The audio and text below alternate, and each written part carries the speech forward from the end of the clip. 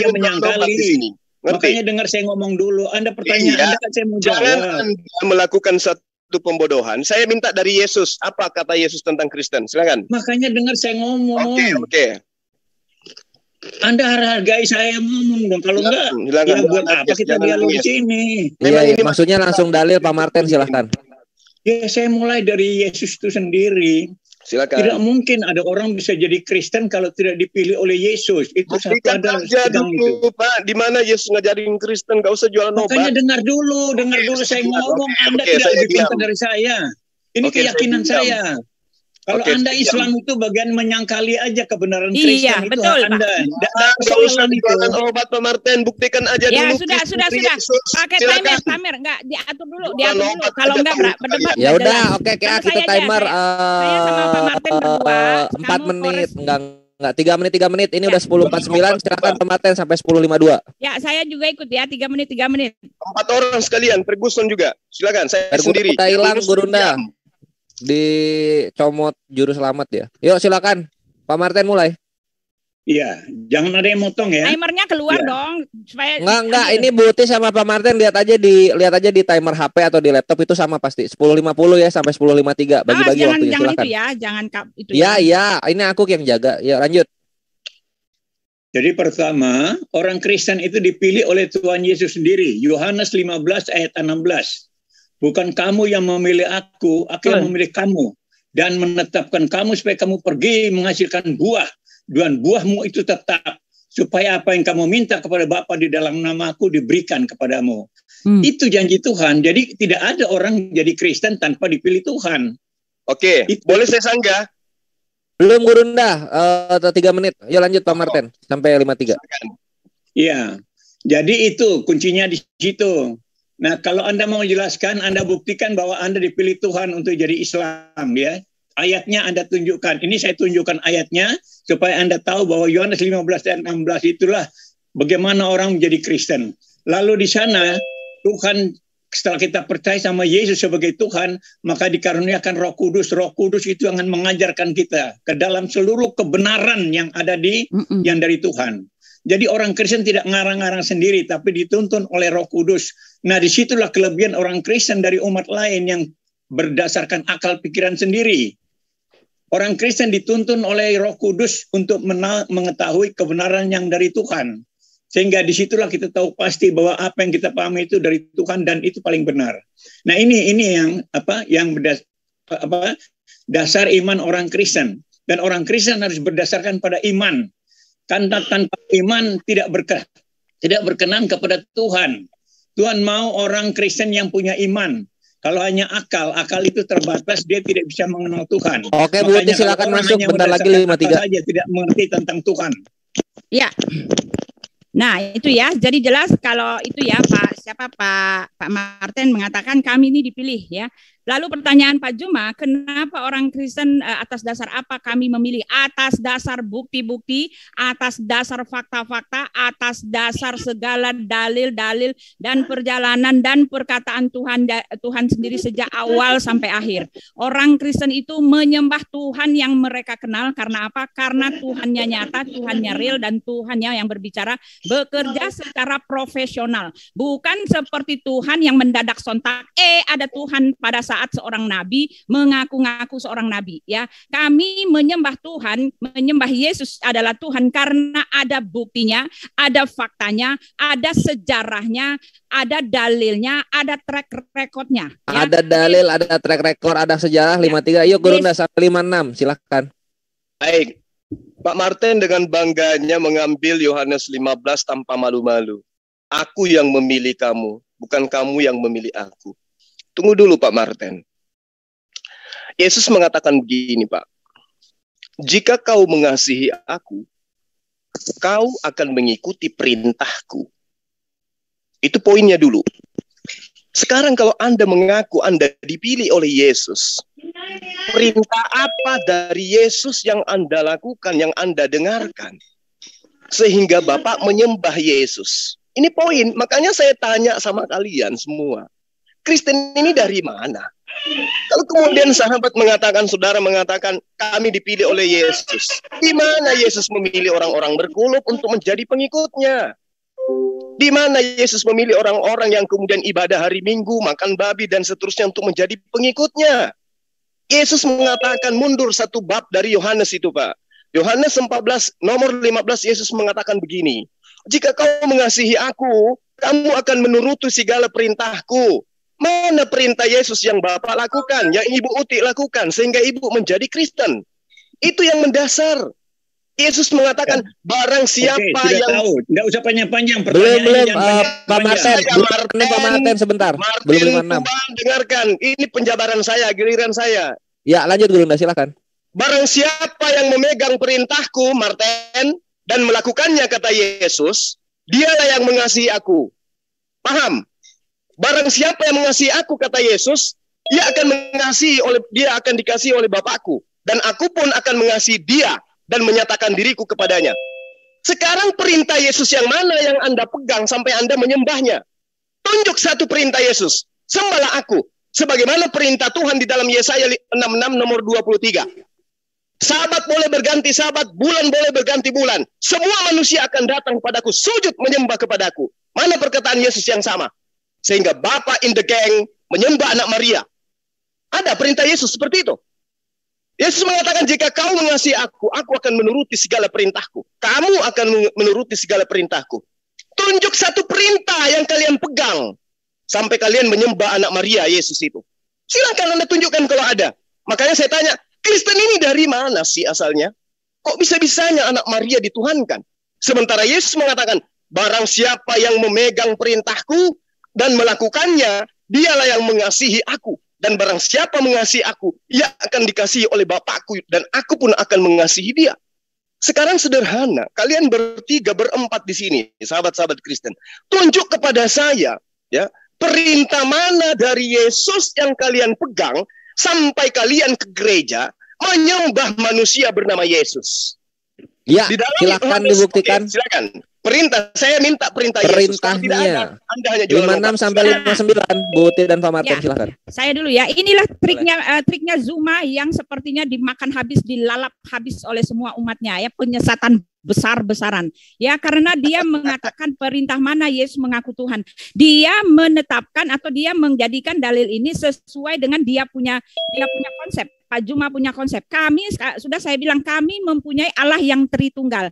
Jangan jadikan konsep kalian sama dengan konsep kami. Tuhan kami Allah yang Tritunggal ya. Ini yang saya mau kasih tahu terus-menerus kepada Pak Juma. Tidak sama dengan Pak Juma dengan Tuhannya Pak Juma. Akulah Tuhan, sembahlah aku. Kalau tidak aku azab, aku azab, aku azab. Oh, tidak begitu Pak. Kami mempunyai Tuhan yang jelas berbeda dengan Tuhan Bapak. Ketika Yesus mengatakan percayalah kepadaku, itu artinya sembahlah aku ya. Ketika dia mengatakan akulah anak Allah, itu artinya dia mengaku Tuhan. Bahkan dia mengatakan kalau kamu tidak percaya bahwa akulah dia, kamu akan mati dalam dosamu. Dia datang tampil dalam wujud seorang utusan sebagai penebus dan juru selamat, yang bahkan dia mengatakan aku datang bukan untuk dilayani melainkan untuk melayani dan memberikan nyawaku menjadi tebusan bagi banyak orang. Tetapi jelas dia mengatakan tanpa tebusan, tanpa darahnya yang suci itu, kamu tidak akan selamat. Kamu akan mati dalam dosamu. Karena ketika kamu tidak percaya Pak Juma bahwa akulah dia, kamu akan mati dalam dosamu. Itulah Yesus, itulah pernyataan dia. Ketika dia mengaku aku Tuhan, sembahlah aku. Karena dengan kami percaya dan menerima darahnya, kami bukan cuma sembah sujud, tapi tidak selamat. Tetapi kami tidak selamat juga Pak Martin, gantian. Kami selamat ya, kami mendapatkan keselamatan. Ketika kami mendapatkan keselamatan, kami bersujud, kami berbakti, kami menyembah dia. Bahkan kami memuliakan namanya, bahkan kami akan diantar ke sorga. Itu kami punya paket satu ya. Jadi jangan itu. Siapa yang ngajarin kamu untuk mengatakan dia Tuhan? Oh, sudah dikasih tahu sejak awal peradaban dunia dia itu adalah Tuhan. Silakan Pak Martin. Ya Pak Martin. Ya, baiklah. Jadi perintah Tuhan Yesus itu, jadi begini, Yesus datang menggenapi seluruh hukum Taurat dan kitab para nabi. Ini kita pegang dulu. Yesus datang menggenapi kitab hukum Taurat dan kitab para nabi. Hukum Taurat dan kitab para nabi itu hanya menyampaikan gambaran tentang kehidupan sebagai umat Tuhan. Tapi pelaksanaannya konkretnya seperti apa? Itu yang digenapi oleh Yesus. Kasihlah Tuhan Allahmu dengan segenap hatimu, dengan segenap kekuatanmu, semua akal budimu, dan kasihlah sesama manusia seperti dirimu sendiri. Kasihlah Allah, kasihlah sesama manusia. Thank you Pak Martin. Ya silakan Gurunda sampai 02. Oke. Jadi dua narasumber dari Kristen tidak mampu menunjukkan kemudian perintah Yesus untuk menyembah dan menuhankan Yesus. Saya ulangi lagi. Dari mana Kristen ini berasal? Kalau kemudian Yohanes 15 Anda jadikan sebagai sandaran, aku yang memilih kamu, bukan kamu yang memilih aku. Kamu di situ adalah Bani Israel, murid-muridnya, sesama orang yang menjadi praktisi Yudaism. Mereka adalah komplotan yang taat kepada hukum Torah. Itu poin. Kemudian, untuk mengerucutkan masalah supaya tidak ngambang, benarkah kalian itu yang dipilih oleh Yesus? Di Yohanes 14 itu bertaburan data dalil dari kitab kalian yang menerangkan Yesus memberikan ultimatum tegas.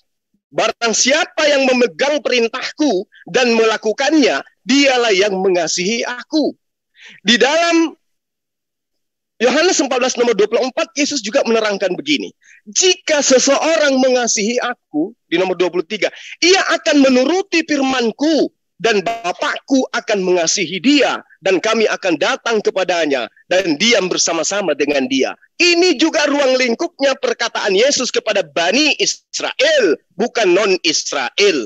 Di nomor 24, Yesus juga menerangkan, barang siapa tidak mengasihi aku, ia tidak menuruti firmanku. Dan firman yang kamu dengar itu bukan daripada aku, melainkan dari Tuhan, dari Bapa yang mengutus aku. Semua ini kukatakan kepadamu selagi aku berada bersama-sama dengan kamu. Kamu adalah Bani Israel, bukan Kristen. Catat, garis bawahi.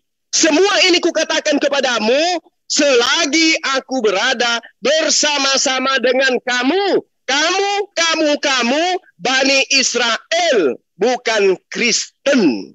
Saya ulang, nggak usah. Jadi sekali lagi saya katakan kepada kalian, belum. Masih 2 menit lagi, lanjut Gurunda. Kepada kalian, bohong kamu. Bentar, butuh Pak Martin. Nanti akunya untuk memotong Gurunda lanjut. Tanggapi dulu. Belum Pak Martin, belum 3 menit Pak Martin. Sabar, belum 3 menit. Yuk lanjut Gurunda. Waktu saya masih ada, ya. Untuk kalian berdua sebagai tokoh dalam agama kalian, tolong tunjukkan kepada jemaat kalian perintah Yesus yang diajarkan kepada kalian untuk mengajak jemaat kalian menyembah anak Maria bernama Yesus itu. Karena Yesus itu manusia. Rohnya juga ada roh ciptaan. Ya, Zakaria 12 nomor 1. Aku Tuhan menciptakan roh pada diri manusia. Yesus manusia. Berarti rohnya adalah roh ciptaan Tuhan. Berarti pada diri Yesus tidak ada konsep ketuhanan. Sekali lagi saya minta kepada Anda berdua, sahabat saya. Jika seorang mengasihi aku, ia akan menuruti firmanku. Firman di sini adalah perkataan. Jika engkau mengasihi aku, engkau akan menuruti perkataanku. Tunjuk pada saya perkataan mana yang Anda ikuti. Belum. Perkataan mana yang Anda ikuti. Belum 11.02 ini. Sehingga Anda mengajak manusia lain mempertuhankan anak Maria yang adalah manusia 100%. Sekian. Dicukupkan saja Gurunda. Biar nggak apa-apa, mereka panas. Oke, kalau gitu. Ya silakan Gurunda dan juga Pak Martin sampai 05. Pak Martin, ya. Boleh saya tanggapi? Ya, silakan. Nah, jadi memang begini, kalau Juma ini kan bukan orang Kristen, sedangkan Islam itu sifatnya itu menyangga semua kebenaran Alkitab. Ya. Ini kita harus pegang. Jadi kalau Anda mau nyanyiin sama orang Kristen ya nggak nyambung lah. Sekarang begini aja, kalau Anda anggap Yesus itu salah, orang Kristen salah, oke lah kita terima dah ya. Tapi Anda jelaskan dulu tentang As-Surah 7. Bahwa Al-Quran dalam bahasa Arab hanya untuk orang Mekah dan sekelilingnya. Lalu Anda buktikan Allah Anda itu seperti apa yang sehingga Anda bisa percaya. Bukti apa yang telah dibuat oleh Allah Subhanahu wa Ta'ala kepada Anda sehingga Anda percaya. Dan kenapa Anda jadi orang Islam seperti yang tadi saya jelaskan dari mulanya Juma. supaya Anda tidak hanya menghakimi Kristen. Kalau Anda tidak mungkin percaya sama Kristen karena Tuhan belum buka pikiran Anda. Karena hanya Roh Kudus yang bisa membuka pikiran manusia untuk bisa mengenal Yesus dan mengaku Yesus. Anda pasti menolak semua, itu kita sudah tahu.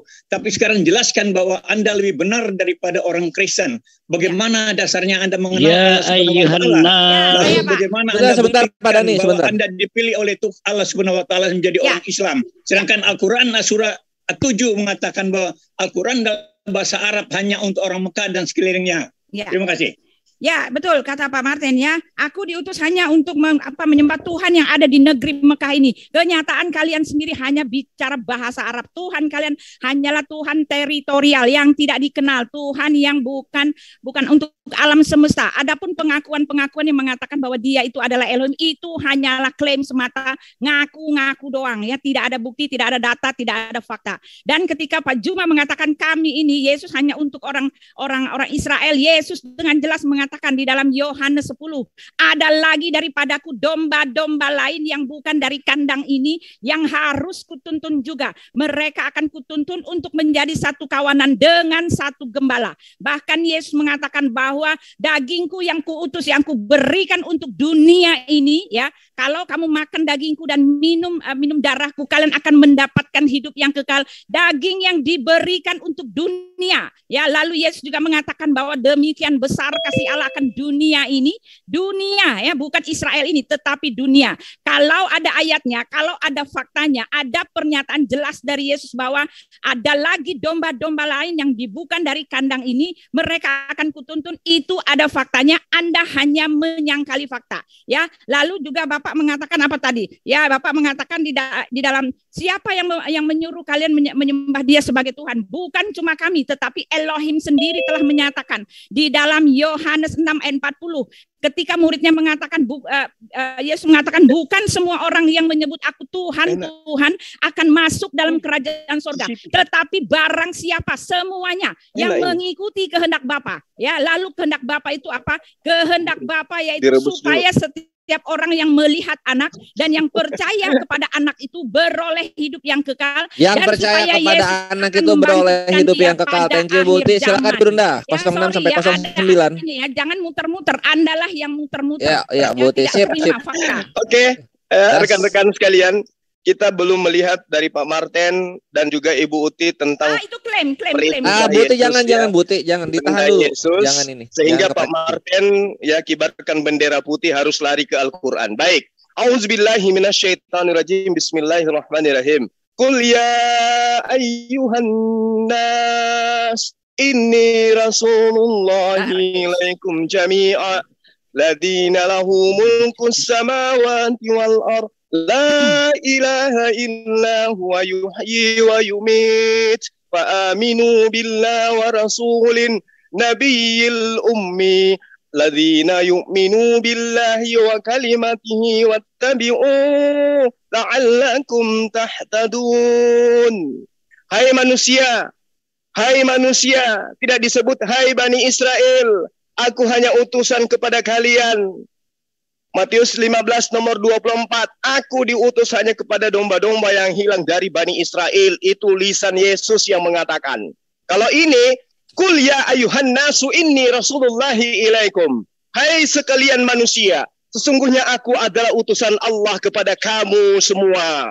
Wa ma arsalnaka illa kaffatan linnas basyiran wa nadhira walakinna aktsaran nas la ya'lamun. Dan kami tidak mengutusmu wahai Muhammad melainkan kepada umat manusia seluruhnya. Oke?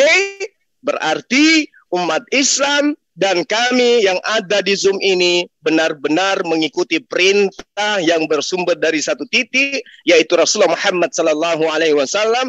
Dan sangat disayangkan Pak Martin sebagai pendeta yang sudah senior, Ibu Uti juga tidak mampu menunjukkan perintah Yesus, di mana mereka menyembah Yesus hari ini tidak ada satupun perintah yang mendasarinya. Sekali lagi saya katakan, Yesus mengatakan begini, semua yang aku katakan itu kepadamu, Bani Israel, bukan Kristen. selagi aku berada bersama-sama dengan kamu. Jadi ucapan Yesus ini hanya terkhusus kepada orang-orang yang ada di sekelilingnya pada masa itu. Terkait dengan domba yang lain. Domba yang lain itu adalah mereka yang mengimani Nabi Isa alaihissalam atau Yesus sebagai utusan Tuhan, tapi tidak pernah bertemu dengan Yesus. Bukan yang menganggapnya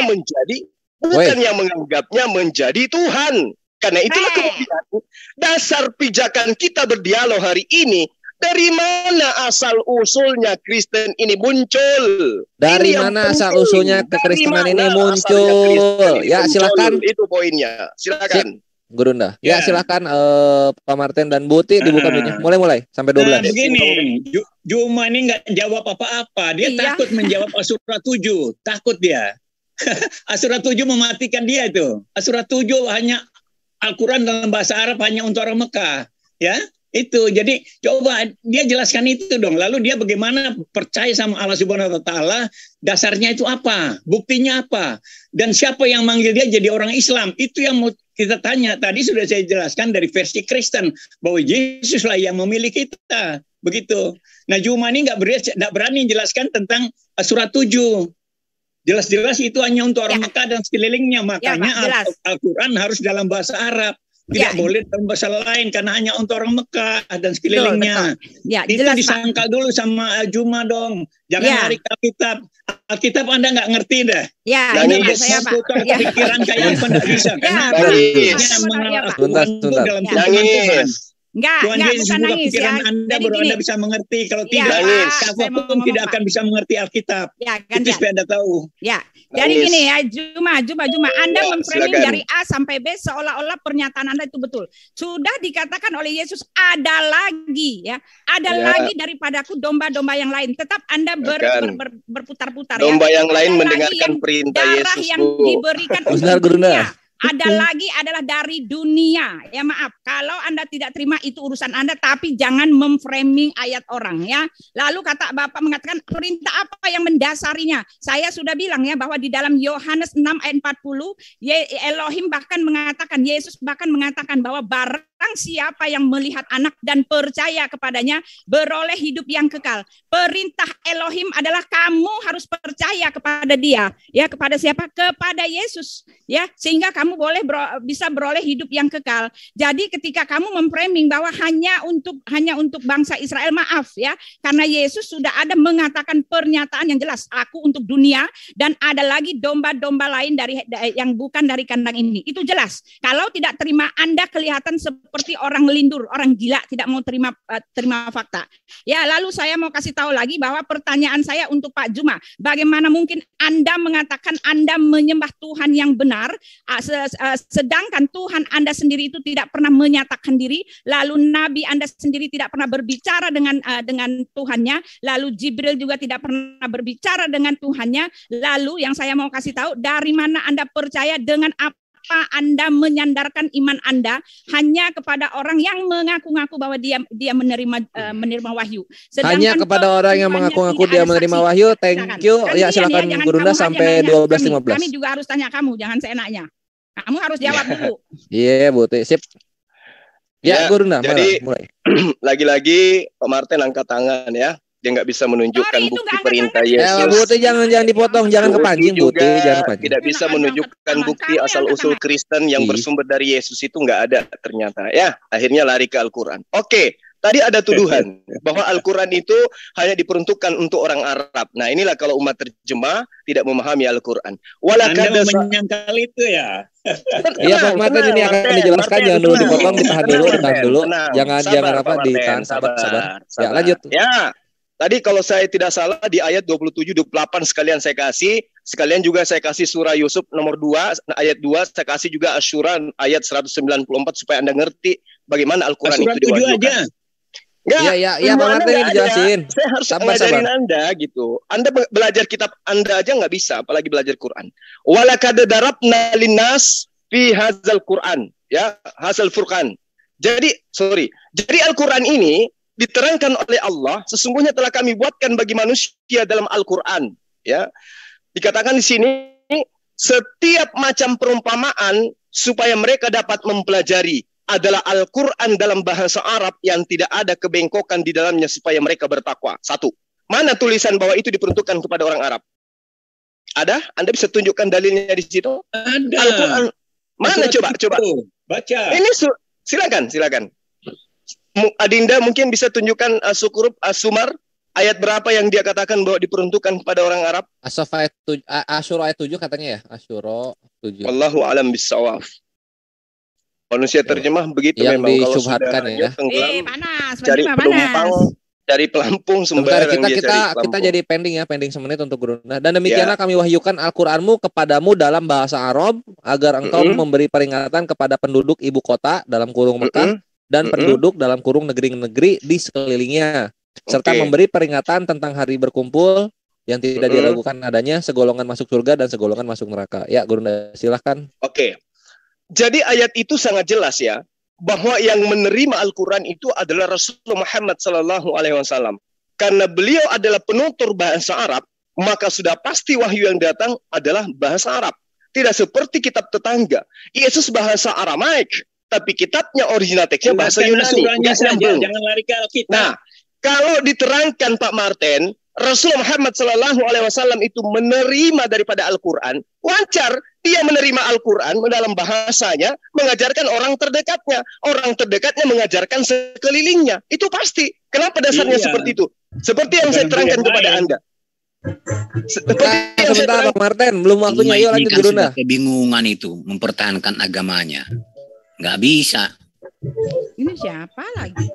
Ya, jadi tadi saya sudah menerangkan ke Pak Martin ya, bahwa Al-Quran itu diwahyukan untuk kepada seluruh manusia. Itu diterangkan dalil yang saya bacakan. Iya, saya nyatakan kepada Anda, ayat itu ditujukan kepada Rasulullah. Anda maunya Rasulullah itu menerima Al-Quran dengan semua bahasa, iya kan? Bahasa Yunani, bahasa Ibrani, bahasa semua di dunia ini bahasanya harus diterima oleh Rasulullah. Tidak baca Ibrani, bahasa Arab. Nah iya, memang bahasa Arab itu harus diajarkan kepada orang yang menuturkan bahasa Arab. Lalu kemudian dari sana orang-orang Arab ini diajarkan untuk menyampaikan kepada seluruh manusia. Kan saya sudah bacakan dalilnya tadi. Ya ayuhan nas. Apakah Anda itu masih kurang dengar?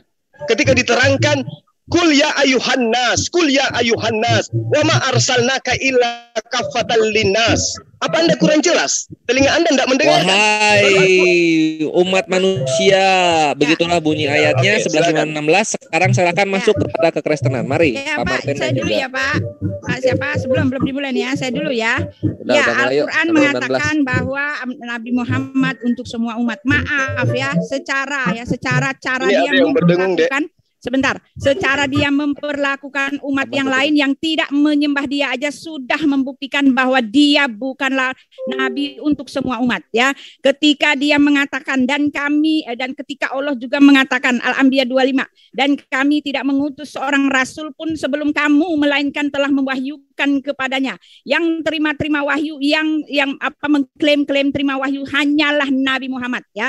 Lalu dikatakan Allah tidak mengutus seorang rasul pun melainkan mewahyukan kepadanya bahwasanya tidak ada Tuhan melainkan aku ya, maka sembahlah olehmu sekalian akan aku ya. Lalu ketika dia mendiskreditkan orang Yahudi begitu hebatnya gitu kan, begitu hebatnya dia mendiskreditkan orang Yahudi dengan mengatakan seperti ini ya. Dikatakan begini, diriwayatkan dari Anas bin Malik bahwa Rasulullah bersabda, sorga itu diliputi dengan, bukannya itu ya sini nih. Orang-orang Yahudi diazab dalam kuburnya, ya Muslim 7213. Orang-orang Yahudi diazab dalam kuburnya, di kuburnya. Ya diriwayatkan dari Abu Ayyub bahwa Rasulullah pernah keluar ketika matahari telah terbenam, tiba-tiba beliau mendengar suatu suara, lalu beliau bersabda, orang-orang Yahudi sedang diazab di dalam kuburnya ya. Ketika pembencian kepada orang Yahudi itu semakin korelasinya? luar biasa, ya. Lalu nggak bisa, itu mana bisa dikatakan untuk semesta alam karena dia sudah mendiskreditkan. Lalu diriwayatkan oleh Abdul Umar bahwa Rasulullah bersabda, kalian dan kaum Yahudi akan saling berperang sampai batu pun berkata, wahai Muslim, ini dia seorang Yahudi di belakangku, kemari dan bunuhlah dia. Mana ada Tuhan berkata seperti ini, bahkan batu saja disuruh membunuh. Ini tidak untuk segenap alam. Prakteknya tidak sama ya. Ketika dikatakan ya Allah boleh mengatakan bahwa dia mengutus untuk ini ya, tetapi jelas Al-Anbiya ya, Berarti kami tidak mengutus seorang rasul pun sebelum kamu, ya. Jadi Musa, Daud itu bukan Tuhan Allahmu yang mengutus, ya. Jadi dia hanya satu-satunya diutus untuk kaumnya yang mengaku-ngaku terima wahyu tanpa pembuktian, tanpa fakta, tanpa sejarah. Karena di kitab kami tidak ada yang mengaku-ngaku terima wahyu. Mereka menulis kitabnya dengan perjalanan sejarah mereka bersama dengan Tuhan. Bukan ngaku-ngaku nerima wahyu. Ini spesifikasi adalah bukan untuk Anda sendiri. Ngaku-ngaku nerima wahyu, berarti bukan ngaku-ngaku diilhami Roh Kudus. Silahkan Gurunda. Oh, habis ya, maaf ya, Pak. Itu habis ini Pak Martin, saya enggak ya. Jadi kita belum bisa. Ya, silakan Pak Martin. Belum ada catatan yang kita terima dari dua sahabat kita ini tentang Kristen Yesus, Kristen Yesus. Ternyata terpisah, enggak ada kaitan dan enggak ada ajarannya. Terkait dengan sanggahan Bu Uti terhadap Allah kemudian diterangkan di dalam Al-Qur'an Bu Uti, ya Bani Israel Zkuru ni'matil lati an'amtu alaikum wa anni faddaltukum 'alal alamin. Ya, HP saya kecil. Jadi gini, hai Bani Israel, ingatlah nikmatku yang telah aku anugerahkan kepadamu. Dan ingat pula bahwasanya aku telah melebihkan kamu atas segala umatku. Ini adalah spesial terhadap Bani Israel. Tetapi Bani Israel itu suka menantang Allah. Ya. Wa iz qultum ya Musa lan nu'mina laka hatta narallaha jahra. Dan ingatlah ketika kamu berkata, wahai Musa, kami tidak akan beriman kepadamu sebelum kami melihat Allah dengan terang. Karena itu kamu disambar halilintar sedang kamu menyaksikannya. Orang-orang Yahudi itu di dalam kitabnya Bani Israel sering membunuh Nabi, Ibu Uti. Itu mungkin Ibu Uti nggak pelajari. Ya, baca kitab Anda, kitab yang Anda ambil dari agama lain. Mereka orang Yahudi itu adalah orang yang suka gemar membunuh para nabi. Mereka jangankan para nabi, Yesus yang Anda sembah aja ditolak. Musa menerangkan dalam kitab Ulangan, sedangkan aku masih hidup saat sekarang, kamu sudah memperlihatkan pembangkanganmu kepada Tuhan. Apalagi nanti ketika aku mati. Nah, karena itulah kemudian yang kami herankan, khususnya saya, kok ada yang mengaku pengikut Yesus sampai 2 miliaran, padahal di dalam kitabnya Nabi Musa, Bani Israel ini pembangkang yang sangat luar biasa. Ternyata cek per cek hari ini kita buktikan dua tokoh Kristen tidak mampu menunjukkan korelasi antara Kristen dan Yesus. Hanya mengambil Yohanes 15 nomor sekian, nomor 16 dan seterusnya. Aku memilih kamu, bukan kamu yang memilih aku. Tapi sayangnya yang dipilih Yesus itu adalah mereka yang mengikuti perintah Yesus. Nah, sekarang mana perintah Yesus yang kalian lakukan? Domba-domba lain yang diucapkan oleh Yesus di luar kandangnya adalah domba-domba yang mendengarkan perintah Yesus. Nah, sekarang kalian menyembah Yesus itu atas perintah yang mana? Lalu kemudian ketika Allah menerangkan membunuh dalam Al-Quran, bagaimana dengan kitab Anda yang menerangkan bahwa bunuhlah seisi kota, jangan kau biarkan apapun yang bernapas? Itu siapa itu yang berkata seperti itu? Pengarang. Itu firman Tuhan yang kalian imani. Di dalam 1 Samuel 15 nomor 3. Jadi pergilah sekarang, kalahkanlah orang Amalek, tumpaslah segala yang ada padanya, dan janganlah ada belas kasihan kepada mereka. Bunuhlah semuanya, laki-laki maupun perempuan, anak-anak maupun anak-anak yang menyusui, lembu maupun domba, onta maupun keledai. Apa salahnya binatang-binatang ini semua harus dibunuh? Kalau Anda berbicara mengenai kekejaman, aduh, saya tidak sanggup membaca kitab Anda. Tidak sanggup lagi dibaca. Kekejaman dalam kitab kekristenan. Nah, Ikhwah, sebelum kita lanjut lagi ke kekristenan, karena ini juga udah kita kedatangan tamunya, ada Brother Antonius dan juga Pak Lamsen Naibaho. Kemungkinan juga ingin ikut berdialog. Ya, aku ingin mengucapkan dulu selamat datang di Zoom MMCI, yang dimana Muslim dan juga kekristenan akan diberikan waktu seadil-adilnya dalam berdialog. Nah, seperti yang kita lakukan sekarang ini. Nah, ini dialog. Semoga menjadi manfaat untuk Ivan Villa semua, dan untuk yang di majelis YouTube, selamat menikmati di channel-channel yang kalian cintai. Oke, sekarang kita lanjut lagi kepada, ini ada 4 ya. Silakan, mungkin Pak Lamsen mau dengar dan juga Brother Antonius. Ya, mulai, silakan Pak Lamsen ditanggapi 11.23 sampai 11.26. Apa mau saya ngomong ya? Kalau masih bingung jangan dulu deh kalau gitu. Pak Martin dan Maaf Kores, belum selesai masalahnya. Nanti enggak belum ini kalau kok. Belum kamu ditutup kok. mengalihkan perhatian, ini namanya mengalihkan perhatian, bukan saya nggak menghargai Pak Nebaho, tetapi kami ini sedang dalam target ya. Jangan begitu. Iya. Jangan Iya begitu, itu makanya mana tadi Pak ada Ramsen kan dimasukkan ngaku orang dia belum enggak, ngerti. ya, Silakan Buti lanjut. Belum waktunya, jangan begitu. Kalau udah selesai semua masalah baru ya, jangan masukin lagi nanti. Ini masalah ya. Nanti topiknya lanjut. berubah lagi. Iya, berubah lagi ya. Saya ingin Ayo lanjut. Enggak jadi kok. Iya, jangan begitu dong ya. Nah, enggak begitu. Ini lanjut aja. Ayo. Pak Nebaho bukan yang enggak ini ya, tetapi karena memang kita lagi itu ya, ada ininya ya. Lalu kata Pak Juma, sorry, Pak Martin mau bicara enggak? Ya, saya belum dapat penjelasan tentang Juma. Bagaimana Juma bisa percaya Allah Subhanahu Wa Taala itu dasarnya apa? Itu belum dijawab dari tadi tuh. Ya, itu yang saya ingin tahu. Tadi kan dia tanya bagaimana orang menjadi Kristen. Sekarang saya mau tanya Juma bagaimana dia bisa jadi Islam. Dasarnya apa? Dia bisa melihat bukti Allah Subhanahu Wa Taala itu seperti apa, saksinya siapa, buktinya apa, gitu loh. Dia mau saya menunjukkan Islam. Saya Pak, ini waktu kami Pak Juma. Ya, ini sekarang gini ya. Bapak mengatakan bahwa Allah atau Muhammad adalah untuk semua kaum. Maaf ya. At-Taubah 5, apabila habis bulan-bulan haram itu maka bunuhlah orang-orang musyrikun itu di mana saja kamu jumpai mereka dan tangkaplah mereka, kepunglah mereka dan intailah mereka di tempat pengintaian. Jikalau mereka bertobat dan mendirikan sholat dan menunaikan zakat, maka berilah kebebasan bagi mereka untuk duduk berjalan. Tidak ada perkataan Tuhan yang memaksa orang lain untuk percaya dengan dia dengan cara seperti ini, Pak. Apalagi menyuruh umatnya untuk saling membunuh. Jadi jelas ya ada diskriminasi dan rahmatan alamin itu memang bukan untuk semua alam, hanya untuk kaumnya. Ya, aku diperintahkan untuk menyembah Tuhan yang ada di negeri ini, gitu ya.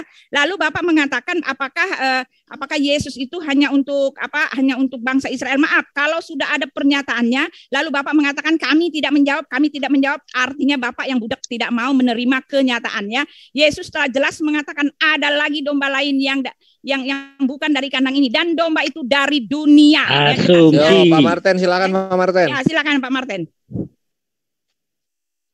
Ya, saya ingin Juma jelaskan dulu tentang dasar keyakinannya kepada Allah Subhanahu Wa Taala itu bagaimana. Karena kalau dia ngoceh tentang Alkitab ya pasti salah semua karena dia nggak ngerti begitu. Jadi jelaskan terus kenapa Anda nggak jelaskan?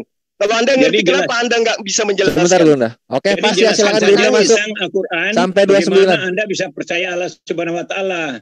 Oke, ya sampai 29. Saksinya siapa sehingga Anda bisa percaya bahwa Allah Subhanahu Wa Taala ada dan sudah memilih Pak Martin Anda. overlap ini. Mungkin itu yang perlu Anda udah jelaskan. Ditangkap Pak Martin. Dari tadi Anda ngoceh Alkitab tapi Anda nggak bisa menjelaskan itu. Sayangnya Anda nggak bisa. Udah ditangkap Pak Martin pertanyaannya, walaupun Gurunda udah jawab, tapi aku hargai. Silakan Gurunda. Keyakinan Anda itu apa kepada Allah Subhanahu Wa Taala dan kapan dia milih Anda? Ya udah ditangkap pertanyaannya. Ya silakan Gurunda sampai 11:30.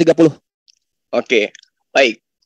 Tadi saya sudah menjelaskan kepada Anda, tapi tidak ada perangkat di dalam diri Anda yang mampu menelaah penjelasan saya. Serang-serang fisik terus nih gimana ya? Nah itu fakta. Tidak ada perangkat itu maksudnya apa? Nggak boleh Pak. Bapak serang-serang fisik itu orang udah kalah Pak. Udah baik. Ya sama-sama Buti juga sama Pak Martin sama kok melakukan hal yang seperti itu. Anda berdua tidak mampu menunjukkan data Yesus mengajarkan tentang Kristen. Nggak ada. Jangan kepancing dong, Gurunda juga nggak kepancing. Buti santai. Oke, baik. Saya masuk ke dalam pembahasan yang tadi. Kul ya ayuhan nas, seruannya kepada seluruh manusia. Saya manusia, berarti saya merasa gitu loh. Oke, Pak Martin?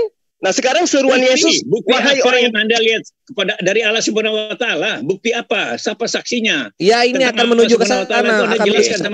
Akan menuju ke sana, Pak Martin. Siap. Yuk, lanjut, Gurunda. Jadi Rasulullah Muhammad SAW itu menerangkan melalui Al-Quran yang diterima. Wa ma arsalnaka illa kaffatan linnas. Kami mengutus Rasulullah Muhammad SAW, tiadalah kami mengutus beliau melainkan kepada umat seluruh manusia. Oke? Berarti Rasulullah Muhammad SAW itu diutus kepada kami. Terkait dengan apa yang Anda tanyakan, Anda ingin Tuhan kami dilahirkan menjadi manusia supaya kami bisa menunjukkan itu loh Tuhan kami. No, Tuhan kami tidak seperti itu. Al-Quran menjelaskan kul huwallahu ahad. Katakanlah wahai Muhammad, dialah Allah yang Maha Esa, Allahus Samad, Allah tempat meminta segala sesuatu. Lam yalid wa lam yulad. Allah yang tidak beranak dan tidak pula diperanakkan. Wa lam yakul lahu kufuwan ahad. Dan tidak ada sesuatu yang setara dengan dia. Itulah Tuhan kami. Tuhan kami laisa kamitslihi. Tuhan kami Sekarang saya tanya ke Pak Martin. Anda. Pak Martin, Aduh, saya Pak tanya. Martin nanti dulu dong. Pak Martin, Bukti. Pak Martin, sekarang Tuhan Anda adalah roh. Anda bisa menunjukkan roh itu seperti apa wujudnya? Roh itu tidak berwujud, tapi dia punya pikiran, Nenekmu punya kiper, Pak perasaan. Martin. Kalau tidak punya wujud, diam. Ini waktu saya. Makanya Walam jelas- yakul dengar lahu dulu, kufuwan dengar saya ahad. jelaskan. Dan Allah yang tidak roh itu ada dia- sesuatu yang setara Dengar dengan dulu. dia. Tuhan jangan Anda, motong. Tuhan Anda setara dengan manusia. Anda jangan Pahami itu. motong. Anda nggak Lalu bisa kemudian- jelaskan tentang Allah Ini Subhanahu wa waktu Ta'ala. Ini saya, Pak Martin. Anda Pak tidak bisa Martin. menjelaskan Pak itu. Martin. Sekarang saya Pak jelaskan. Martin ini, Pak Pak Martin Martin, ini ini waktu waktunya saya. Muslim. Anda sudah menyerah, Anda tidak bisa menunjukkan perintah Yesus yang menyebabkan kalian menyembah dia. Oke? Camkan itu. Itu memalukan, harusnya Anda diam aja. Minta belajar ke saya. Gitu loh Pak Martin. Ya, semenit Lalu lagi kemudian- Gurunda. Lalu kemudian Rasulullah Muhammad sallallahu alaihi wasallam menerangkan, "Qul in kuntum tuhibbunallah fattabi'uni yuhibbukumullah wa yaghfir lakum dzunubakum wallahu ghafurur rahim." Perintah kepada Rasulullah, "Wahai Muhammad, qul," katakan kepada manusia, "jika kamu mencintai Allah, ikutilah aku. Niscaya Allah mencintaimu dan mengampuni dosa-dosamu. Allah Maha Pengampun lagi Maha Penyayang." Dasarnya jelas saya menjadi Islam karena perintahnya ikut kepada Rasulullah Muhammad sallallahu alaihi wasallam yang diperuntukkan untuk seluruh manusia. Nah, Anda semua menjadi Kristen, perintah Yesusnya mana? Untuk menjadi penyembah-penyembah manusia itu mana? Untuk menjadi pengutuk kitab Ya. Torah itu Ya. mana? Belum. Tunjukkan, Ya. tunjukkan Sudah selesai. di mana Yesus mengajarkan bahwa ketetapan Tuhan berupa Taurat yang datang kepada Nabi Musa itu adalah kutukan. Seperti Ya. ajaran Kristen yang mengatakan bahwa Yesus mati untuk menebus kalian di atas tiang salib, menebus kalian dari hukum Torah. Ya. Oke, Tunjukkan skip bahwa langsung Yesus saja mati. kalau begitu ya, Ya. karena Itu kedua belah kutukan. pihak Silakan. sudah sudah gatal ingin langsung TikTok, maka aku berikan kesempatan untuk langsung TikTok saja. Enggak, Silakan mau TikTok, tunjukkan. enggak ada. Jangan begini aja. Tunjukkan. Enggak, maaf Ya. begini aja, saya enggak mau TikTok. Maaf, begini aja. Nanti kejar-kejaran. Makanya biar jelas, jangan ya. motong-motong kalau nggak mau TikTok. Ya udah.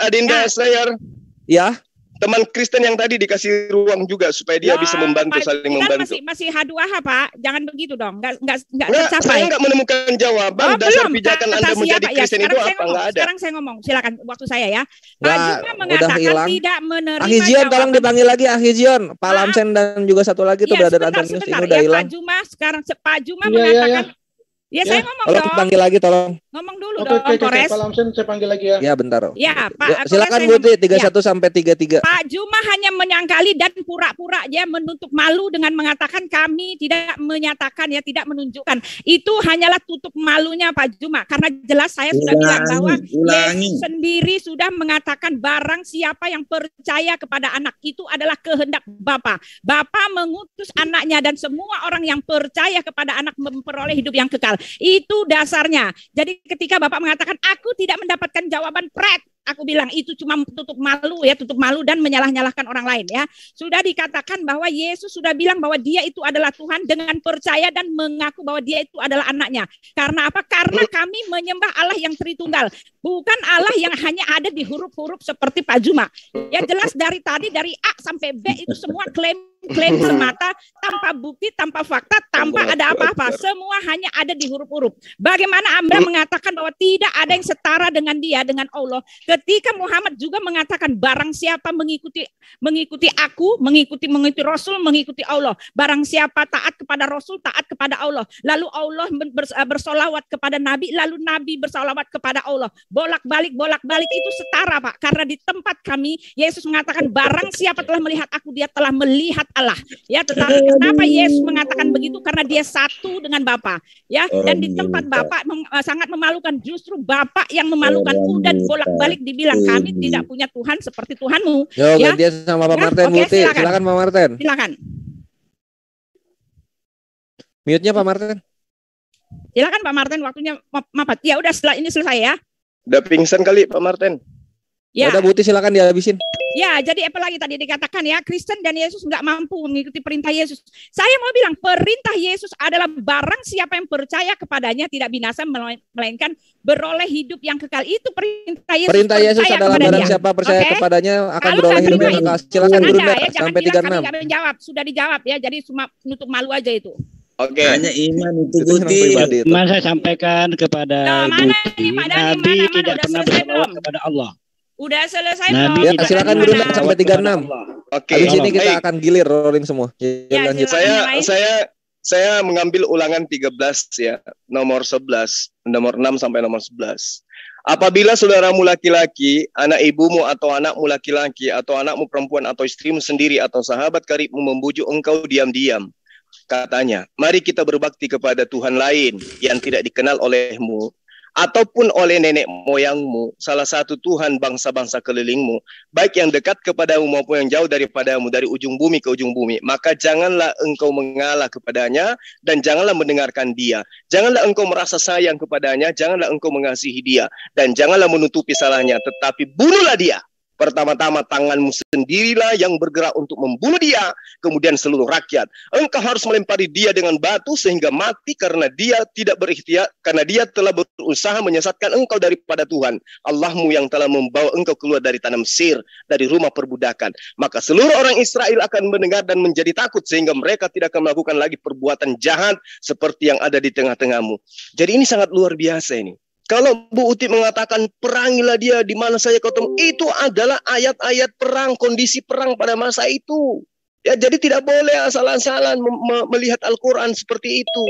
Di dalam Ulangan 17 nomor 2 sampai nomor 5, apabila di tengah-tengahmu, di salah satu tempatmu yang diberikan kepada Tuhan Allahmu, ada terdapat satu orang laki-laki atau satu orang perempuan yang Ya, lanjut Guru. Waalaikumsalam warahmatullahi wabarakatuh. Waalaikumsalam warahmatullahi Satu orang perempuan atau satu orang laki-laki yang melakukan apa yang jahat di mata Tuhan Allahmu dengan melangkahi perjanjiannya dan yang pergi beribadah kepada Tuhan lain dan sujud menyembah kepada Tuhan lain atau kepada matahari atau bulan atau segenap tentara lain yang telah kularang itu, apabila hal itu diberitahukan atau didengarkan olehmu, maka engkau harus memeriksa baik-baik. Jikalau ternyata benar dan sudah pasti bahwa kekejian itu dilakukan di antara orang Israel, maka engkau harus membawa laki-laki atau perempuan itu melakukan perbuatan jahat itu keluar pintu gerbang, kemudian laki-laki dan perempuan itu harus kau lempari dengan batu sampai dia mati. Ini ajaran yang menurut saya, kalau kita mau bandingkan dengan Al-Quran, jauh lebih tidak bermoral, tidak beradab. Membunuh orang yang beragama lain. Perintahnya sangat jelas. Nah, lalu kembali kepada apa yang kemudian Bu Uti katakan tadi. Terkait dengan Allah Subhanahu wa Ta'ala. Allah itu sudah menyatakan diri bahwa seluruh nabi yang diutus oleh beliau, oleh Allah, itu tidak ada satupun di antara mereka yang diutus melainkan mengajarkan kepada mereka bahwa ilaihi annahu la ilaha illa ana fa'budun. Tidak ada Tuhan selain aku, maka sembahlah aku. Bagaimana dengan Yesus? Benarkah ayat ini bahwa ketika Yesus datang kepada Bani Israel, Yesus mengajarkan menyembah hanya kepada Allah? Benar. Hidup yang kekal itu adalah mereka mengenal engkau satu-satunya Allah yang benar. Itu sudah final. Berarti apa yang kemudian diterangkan oleh Al-Quran itu berkesesuaian dengan ajaran Yesus. Makanya saya bertanya di awal, Kristen ini dari mana sih asalnya? Pak Martin gugur, Ibu Uti cuma koar-koar. Tak ada satupun yang bisa menjelaskan Kristen itu dari Yesus. Kalau dikatakan percaya kepada Yesus, kalau percaya kepada Yesus berarti percaya kepada perkataannya. Berarti percaya pada perkataannya. Mengasihi Yesus menuruti firman-Nya. Mana menuruti firman-Nya? Saya minta kita 15 menit lagi ya. 11.37 sampai 11.40 kita ya. selesaikan berapa kali putaran lagi ya. Masih 2 kali lagi. Ya, 2 kali lagi. Pak Martin kemana? Ada Pak Martin ini, ayo Pak Martin, sini, Brother Antonius juga Pak boleh Martin. masuk. Abis ini Pak Martin ya. Ya, jadi begini Pak ya, Bapak mengatakan bahwa Allah gitu kan, Yesus mengajarkan menyembah Allah. Lagi-lagi ayatnya comot-comot. Saya udah bilang Pak Juma ini emang penyeleweng benar-benaran ayat Alkitab. Yohanes 17 ayat 3 itu mengatakan pemberi hidup yang kekal itu adalah 2. Satu-satunya Allah yang benar dan utusan Allah yang benar itu, yaitu Yesus Kristus. Dan utusan itu jelas Alkitab mengatakan, Yohanes sendiri yang menulis. Ya, Yohanes sendiri yang menulis bahwa utusan itu adalah firman-Nya. Bahkan Yesus mengkonfirmasikan bahwa dia itu datang dan keluar dari Bapa, firman-Nya Bapa. Itu satu konteks. Yang menulis itu adalah Yohanes, dia bahkan di penjara karena menyatakan bahwa Yesus itu adalah anak Allah. Jadi kamu tidak akan pernah mendapatkan apapun yang menyangkal ketuhanan Yesus itu dari tulisan para rasul-rasul. Bahkan mereka mereka mati martir karena mereka menulis ayat ini ya untuk menyatakan Yesus adalah Tuhan. Jadi jelas Anda hanya comot-comot ayat. Ayat 2 menyatakan pemberi hidup yang kekal itu Allah satu-satunya yang benar, bukan Allah-Allah bangsa lain, bukan Allah yang zat, bukan Allah yang ngaku-ngaku ya, tetapi Allah satu-satu yang benar adalah Elohim dan dia mengutus utusannya dan utusannya itu penerima kuasa pemberi hidup yang kekal karena Allah yang benar itu dan utusan itu adalah satu. Ayatnya yang kelima justru mengatakan bahwa utusan itu sudah ada dalam keberadaannya ya, sebelum dia datang sebagai utusan dia itu adalah Allah sendiri. Dia ada dalam keberadaannya sebagai Allah Bapa. Ya, lalu ayat 10 mengatakan segala miliknya Bapa adalah milik utusan itu. Jadi jangan Anda putar balik ayat orang dosa ya, hukum Anda itu jauh di neraka paling bawah gitu loh. Ya, lalu Anda mengatakan bahwa sesungguhnya Anda mengatakan orang Yahudi itu begini. Oh maaf ya, Al-Qur'an sendiri telah mendiskreditkan sesungguhnya binatang itu adalah makhluk orang Yahudi itu adalah sesungguhnya binatang atau makhluk yang paling buruk di sisi Allah ialah orang-orang yang kafir karena mereka itu tidak beriman. Nah itu dia. Jangan bilang bahwa ajaran Anda itu untuk seluruh bangsa karena orang kafir, orang yang tidak beriman adalah binatang baginya. Sedangkan di ayat kami sejauh timur dari barat demikian dihapus segala dosa dan pemberontakan kami. Walaupun dosamu merah seperti kermizi akan menjadi putih seperti bulu domba. Tidak ada hal ngambek-ngambek, tidak ada hukuman. Bahkan dicari orang terhilang itu bukan dicari, bahkan dicari, bukan malah dihusung. Allah menghusung setan-setan untuk membuat orang kafir itu berbuat maksiat semaksiat-maksiatnya. Mana ada Tuhan yang seperti ini? Semaksiat-maksiatnya, mana ada Tuhan seperti itu? Ya, silakan Gurunda sampai 43. Baik, makasih. Jadi Allah Subhanahu wa taala menerangkan di dalam Al-Qur'an. Wa qulil haqqu min rabbikum. Ya, abis ini Pak Martin ya, udah saya selesai. Kebenaran itu sudah nyata, ya sudah dinyatakan oleh Allah datang dari Tuhanmu. Faman syaa'a falyu'min wa man syaa'a falyakfur. Barang siapa yang mau beriman, tafadhal, silakan beriman. Dan barang siapa yang ingin kafir, biarlah ia kafir. Ini pernyataan Allah. Wa qulil haqqu min rabbikum. Jadi tidak ada paksaan. Anda mau beriman silakan beriman. Anda mau kafir silakan kafir. Allah menerangkan inna atadna lizalimina nara ahata bihim. Ya, jadi jelas sesungguhnya kami telah sediakan bagi orang-orang zalim itu neraka yang gejolaknya mengepung mereka. Jadi yang mau kafir mau masuk neraka silakan. Anda pilih, itu jalan Anda. Tidak ada paksaan. Yang ada paksaan itu adalah perintah membunuh ayam, lembu, kodok. Semua diperintahkan dibunuh. Jangan biarkan apapun yang bernapas di dalamnya. Itu paksaan. Kalau yang Anda bacakan tadi, itu adalah ayat tentang perang. Terjadi perang pada masa itu. Nah, lalu kemudian berbicara mengenai Yesus. Yang Anda katakan kami ini telah mengimani Yesus. Mana dalilnya Yesus mengajarkan menjadi penyembahnya? Karena Yesus mengatakan, barang siapa tidak mengasihi aku, ia tidak menuruti firman-Ku. Nah sekarang, apakah orang Kristen ini menuruti firman Yesus? Kalau kita katakan iya, berarti ada firman dari Yesus yang memerintahkan menyembah dirinya. Sehingga Kristen mentaati firman itu. Sekarang ketika kita tanya, mana? Ternyata enggak ada. Lalu bagaimana mungkin kemudian dikatakan Kristen itu dari Yesus, sementara perintah Yesus untuk menyembahnya itu tidak ada. Layaknya Tuhan di dalam Yesaya 66 pasal 23 memerintahkan seluruh manusia datang sujud menyembahnya. Lah Yesus kagak, tapi disembah. Nah Yesus malah memerintahkan menyembah kepada Bapa, menyembah kepada yang ada di atas, bukan kepada dirinya. Bukan Yesus kepada dirinya. Okay. Yesus Ya, memerintahkan untuk menyembah hanya yang di atas saja, Buti, Pak Martin, dan Brethren Antonius dan juga Pak Lamsen. Ya, satu lagi. Semoga ini menjadi manfaat ya. Nanti kita akan lanjut. Aku closing dulu yang di Transfer Comment Center. Lanjut yang kedua karena kita sesinya udah berbeda ini. Kita sesi TikTok sekarang. Sesi TikTok supaya semua dapat ya. Buti, Pak Martin. Buti tadi janjinya mau gantian sama Pak Martin loh. Iya, saya jawab dulu sekali. Ini nanggung. Ya udah. Aku ini apa namanya? Sekarang TikTok ya. Gurunda kalau misalnya Buti mau jangan TikTok, saya ngomong setelah ini langsung aja potong. Baru TikTok yang lain saya mah nggak bisa teriak-teriak ya. Ya, jadi begini ya, saya mau ngomong pelan-pelan ya. Jadi, ngomongnya yang pelan-pelan Bu ya, karena kalau cepat-cepat gini. Jadi Pak Juma ketahuan mengatakan kebanyakan tidak ada nanti ayat salahnya ya, yang menyuruh ya. Pak Juma mengatakan Pak Juma mengatakan tidak ada ayat yang Yesus menyuruh menyembah Dia. Itu saya sudah kasih tahu ya. Kalau anak kecil dikasih tahu berulang-ulang ya tandanya dia masih dalam masa pertumbuhan.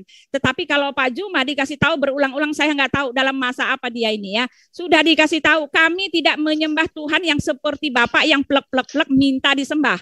Ya, lalu dikatakan di situ bahwa Yesus sudah mengasih tahu kalau kamu tidak percaya bahwa akulah Dia, maka kamu akan mati dalam dosamu. Dan Yesus di tempat kami percaya itu artinya menyembah, berbakti, bersekutu, menerima dan beribadah kepadanya. Menyembah itu percaya itu sudah satu paket. Ya, bahkan lebih dari arti menyembah, cuma nyembah cuma duduk berdiri, enggak seperti itu. Ya, kami punya konsep seperti itu. Ketika Yesus mengatakan percayalah kepadaku, percayalah kepada Allah, itu artinya sembahlah aku, percayalah aku adalah Tuhan, sembahlah aku, ibadahlah aku. Dan ketika dia mengaku akulah anak Allah, itu artinya dia mengaku Tuhan. Karena ini ada dalam konteksnya. Dan saya sudah bilang itu berkali-kali. Kalau Anda tidak terima ya Anda silakan minum vitamin otak gitu ya. Lalu Yesus mengatakan yang mana gitu kan? Di mana Yesus itu saya udah kasih tahu ya. Lalu saya mau minta kepada Bapak, bagaimana Bapak mengatakan bahwa Tuhannya Bapak itu adalah Tuhan ketika semua ayat-ayatnya dia boleh ngambil dari tempat kami. Bahkan ada pengesahan dari dia ketika ditanyakan oleh orang-orang Yahudi itu, mana buktinya bahwa pernyataan wahyu-wahyu ini benar? Oh, dia mengatakan bahwa buktinya ada di kitab-kitab terdahulu. Bahkan kamu Muhammad, kalau kamu tidak aku tanyakanlah kepada kitab terdahulu. Apakah ini yang bukan disebut klaim? Apakah ini yang disebut dia adalah pemegang hak paten atau dia adalah Tuhan yang original? Oh, tentu tidak. Karena apa? Karena dia hanya mengklaim gitu ya. Lalu apalagi menyembahnya? Ya, karena dia hanya mengklaim. Silakan Pak, itu saya sudah selesai. Ya, silakan. Saya ya. Iya. Silakan Pak Martin. Ya, jadi Juma ini kan sama sekali tidak percaya sama Alkitab, firman Tuhan. Kan begitu kan? Iya. Padahal firman Tuhan itu firman Allah itu sendiri sudah jadi manusia. Jadi firman itu jadi manusia nyata gitu di dalam Alkitab itu nyata. Sekarang saya mau tanya Juma, firman jadi manusia. Bagaimana Anda bisa percaya Al-Quran sedangkan Al-Quran itu bukan firman Allah, bukan firman dari Allah Subhanahu wa taala. Tidak ada Allah Subhanahu wa taala tidak pernah bicara dengan Muhammad. Nah, Anda bisa percaya itu tidak pernah berbicara dengan Muhammad, firman menjadi manusia itu nyata. Gurunda diri dalam rupa manusia. Nah, coba Anda jelaskan itu. Ya, sip, aman. Itu bukan firman Tuhan loh. Itu firmannya Jibril itu. Iya, nggak akan bosan. Tidak pernah. Firman malaikat itu adanya di Kisah Para Apostolos 7 nomor 38 sama 53. Gurunda, yuk. Iya, baik Pak Martin. Thank you Pak Martin. Jadi begini Pak Martin. Di dalam kitab Pak Martin, Kisah Para Rasul, itu sangat jelas dikatakan bahwa firman yang datang kepada para nabi itu... Anda jelaskan Al-Quran aja. Sabar. Nanti ke situ aman. Sabar, ini asupan untuk otak Anda supaya berfungsi. Oke? Kisah Para Rasul. Dengar, Pak Martin jangan tertawa. Dengarkan. Terus. Pak Martin dengarkan. Anda harus jelaskan supaya Anda bisa sehat. Karena Al-Quran itu bukan firman dari Allah, itu dari Jibril. Dengar. Kisah Rasul 7. Anda buktikan itu dulu. Iya Pak Martin sabar. Buti sabar dulu. Aisyah, Sipana, siapa Goldian minta ditambahkan dong 1 menit. Ya silakan Gurunda 1 menit. 48 sampai 48. Ditambah ya. Nah, pakai Al-Quran ya sampai 49. Ya, ini obat untuk kalian. Ini obat untuk kalian. Kisah Rasul 7 nomor 38 39 mengatakan bahwa Tuhan mengirim wahyunya itu melalui perantaraan malaikat. Al-Quran menerangkan Bu Uti, sabar, nanti Anda mention. An-Nahl ayat 102 menerangkan begini. Qul nazzalahu ruhul qudus min rabbika bil haqq Sesungguhnya katakanlah bahwa Roh Kudus itu menurunkan Al-Quran itu dari Tuhanmu dengan kebenaran. Lalu kemudian dalam surah Al-Baqarah diterangkan, Kul man kana aduwwan li Jibril fa innahu nazzalahu 'alal qalbika biiznillah. Katakanlah wahai Muhammad, barang siapa menjadi musuh Jibril, maka ketahuilah bahwa dialah yang telah menurunkan Al-Quran ke dalam hatimu dengan izin Allah. Berarti Al-Quran itu semuanya berasal dari Allah melalui perantaraan malaikat Jibril. Kenapa saya mengatakan Kisah Para Rasul 7? Supaya Anda sadar bahwa Allah itu mengirimkan wahyu kepada Nabi Musa itu berkaitan dengan malaikat Jibril. Ada malaikat perantaranya. Makanya dikatakan di dalam Bilangan 12 nomor 3 diterangkan, jika di tengahmu ada seorang nabi, maka aku Allah akan menyatakan diri kepadanya melalui penglihatan dan berkata kepadanya melalui mimpi. Nah, sekarang kalau kita ulas ini, Lukas itu menulis begitu tebal, dari mana datangnya? Markus, Matius, Yohanes, dan juga Paulus, dari mana datangnya itu catatan-catatannya? Kok setebal itu informasinya? Mereka dapat dari mana? Kalau Al-Quran itu sudah sangat jelas. Ya, Kul nazzalahu ruhul kudus min rabbika bil haqqa. Ini sangat jelas bahwa kebenaran Al-Quran itu bersumber dari Allah, dan yang menjadi perantara di sini adalah malaikat Jibril. Allah itu tidak akan mungkin secara wujud nusul ke atas muka bumi karena dia bukan makhluk. Segala sesuatu yang nusul di atas muka bumi itu makhluk. Yang namanya makhluk pasti ciptaan. Nah, Tuhan Anda nusul di kandang binatang. Berarti Anda menuhankan ciptaan. Karena itulah saya bertanya, Kristen ini dari mana? Kristen ini dari mana? Dari Kita mana menuhankan Kristen Tuhan ini? yang nuzul di kandang binatang. Ya, kita stop sampai situ dulu. Mohon diingat-ingat pernyataan terakhir dan dialog supaya bisa berbantah-bantahan. Ini aku dapat kabar gembira, Ikhwan Fisabilillah. Ini amanah terakhir juga dari Paris Kristus untuk pembangunan masjid di Blora ZCC. Karena insya Allah sore ini akan berangkat mimbar, lemari, dan juga segala perlengkapan ibadah di sana ya. Jadi nanti tolong Ivan Villa dikabarkan kepada saudara-saudari kita yang di JCC, aku butuh kontak yang stay di Blora. Karena ini pengiriman akan segera berjalan. Alhamdulillah, semoga hamba Allah yang berkontribusi beramal jariah untuk pembangunan Masjid Zojaidin ini dirahmati oleh Allah selalu, dimudahkan segala rezekinya, dan juga dimudahkan segala urusannya dan menjadi saksi amalnya ini di dunia dan akhirat. Amin, amin, Allahumma amin. Demikianlah yang bisa aku sampaikan kabar gembira ini. Kita lanjut lagi dialognya. Silahkan diingat-ingat tadi gimana Bu Uti dan juga Pak Maten. Gurunda, bisa lah. Bang Kores. Kalau misalnya ada yang gimana-gimana. Bang Ya, Kores, boleh sebentar. boleh Lamsen saya. udah masuk belum? Kan soalnya ada dua kan, Lamsen. Oh, Lamsen, ya kita gantian aja mungkin ya. Ya, Bukan bisa gantian, tuh, maksudnya silakan. bergantian. Silakan Pak Lamsen dan juga Brethren Antonius jika ingin membantahi apa yang dikatakan oleh Guru. Terima kasih waktu yang diberikan berapa menit kira-kira? Ada Unik Riva juga. Unik, tolong dong gantiin aku moderator. Aduh, ini mau jawab sebenarnya yang dari Tante Uti sedikit aja, setengah Saya nggak jadi lagi. 10 detik, Silakan. 10 detik apa 20 Iya, boleh. Silakan. Oke. sebelumnya ya, sebelum Boleh berpindah 20 detik jadi abis itu moderator. Unik ini ya mau moderator ya. Ya, silakan. Jadi Jas. sedikit aja. Jadi saya menanggapi- mundur. Gimana? Enggak Pak, tetap Pak. Saya cuma sebentar aja kok. Tunggu Nggak sampai sebentar, 1 menit. Pak Lamsen tungguin aja 20 detik. Ini Bu Uti mau Iya, sedikit Unik mau aja. jawab sebentar. Abis ini Pak Lamsen. Yuk. Tadi kan Tante Uti tuh bilang gini bahwa penyembahan itu percaya kepada Yesus dan bukan seperti ritual-ritual gitu kan Tante Uti bilang gitu. Artinya Tante Uti tidak memenuhi nubuatan Yesaya 66:23 di mana di situ tertulis bulan berganti bulan dan sabat berganti sabat, maka seluruh umat manusia akan datang untuk sujud menyembah di hadapanku. Artinya penyembahan itu disuruh untuk bersujud menurut Yesaya. Ya udah. Artinya siapa yang memenuhi nubuatan ini ya cari sendiri jawabannya. Makasih. Itu aja. Iya, Aku jadi thank moderator. you Unik untuk Oke. tanggapannya ya, langsung dalil dia keren banget ya. Silakan Pak Lamsen gimana? Oke, terima kasih. Saya hanya tertawa saja mendengar peristiwa ini. Peristiwa. Yang salah di sini adalah Allah Subhanahu wa Iya, taala sendiri. betul. Wah. Jadi Pak Uti nggak salah. Buset, Salah. parah juga. Salah di sini adalah Allah Subhanahu wa taala. Kenapa saya katakan salah? Putih itu menggunakan Alkitab palsu. Kitabnya itu palsu. Ya, Betul. Saya cerita ini. Betul. Ini kan menurut Juma ini. Oh ya, menurut Kitab Juma. Injil Ya, itu, menurut Juma. kalau kitab Injil yang asli sudah hilang. Akhirnya Uti itu menyembah Yesus. Yesus yang di Injil sekarang ini bukan Yesus yang sebenarnya. Betul. Yesus hantu-hantuan ini.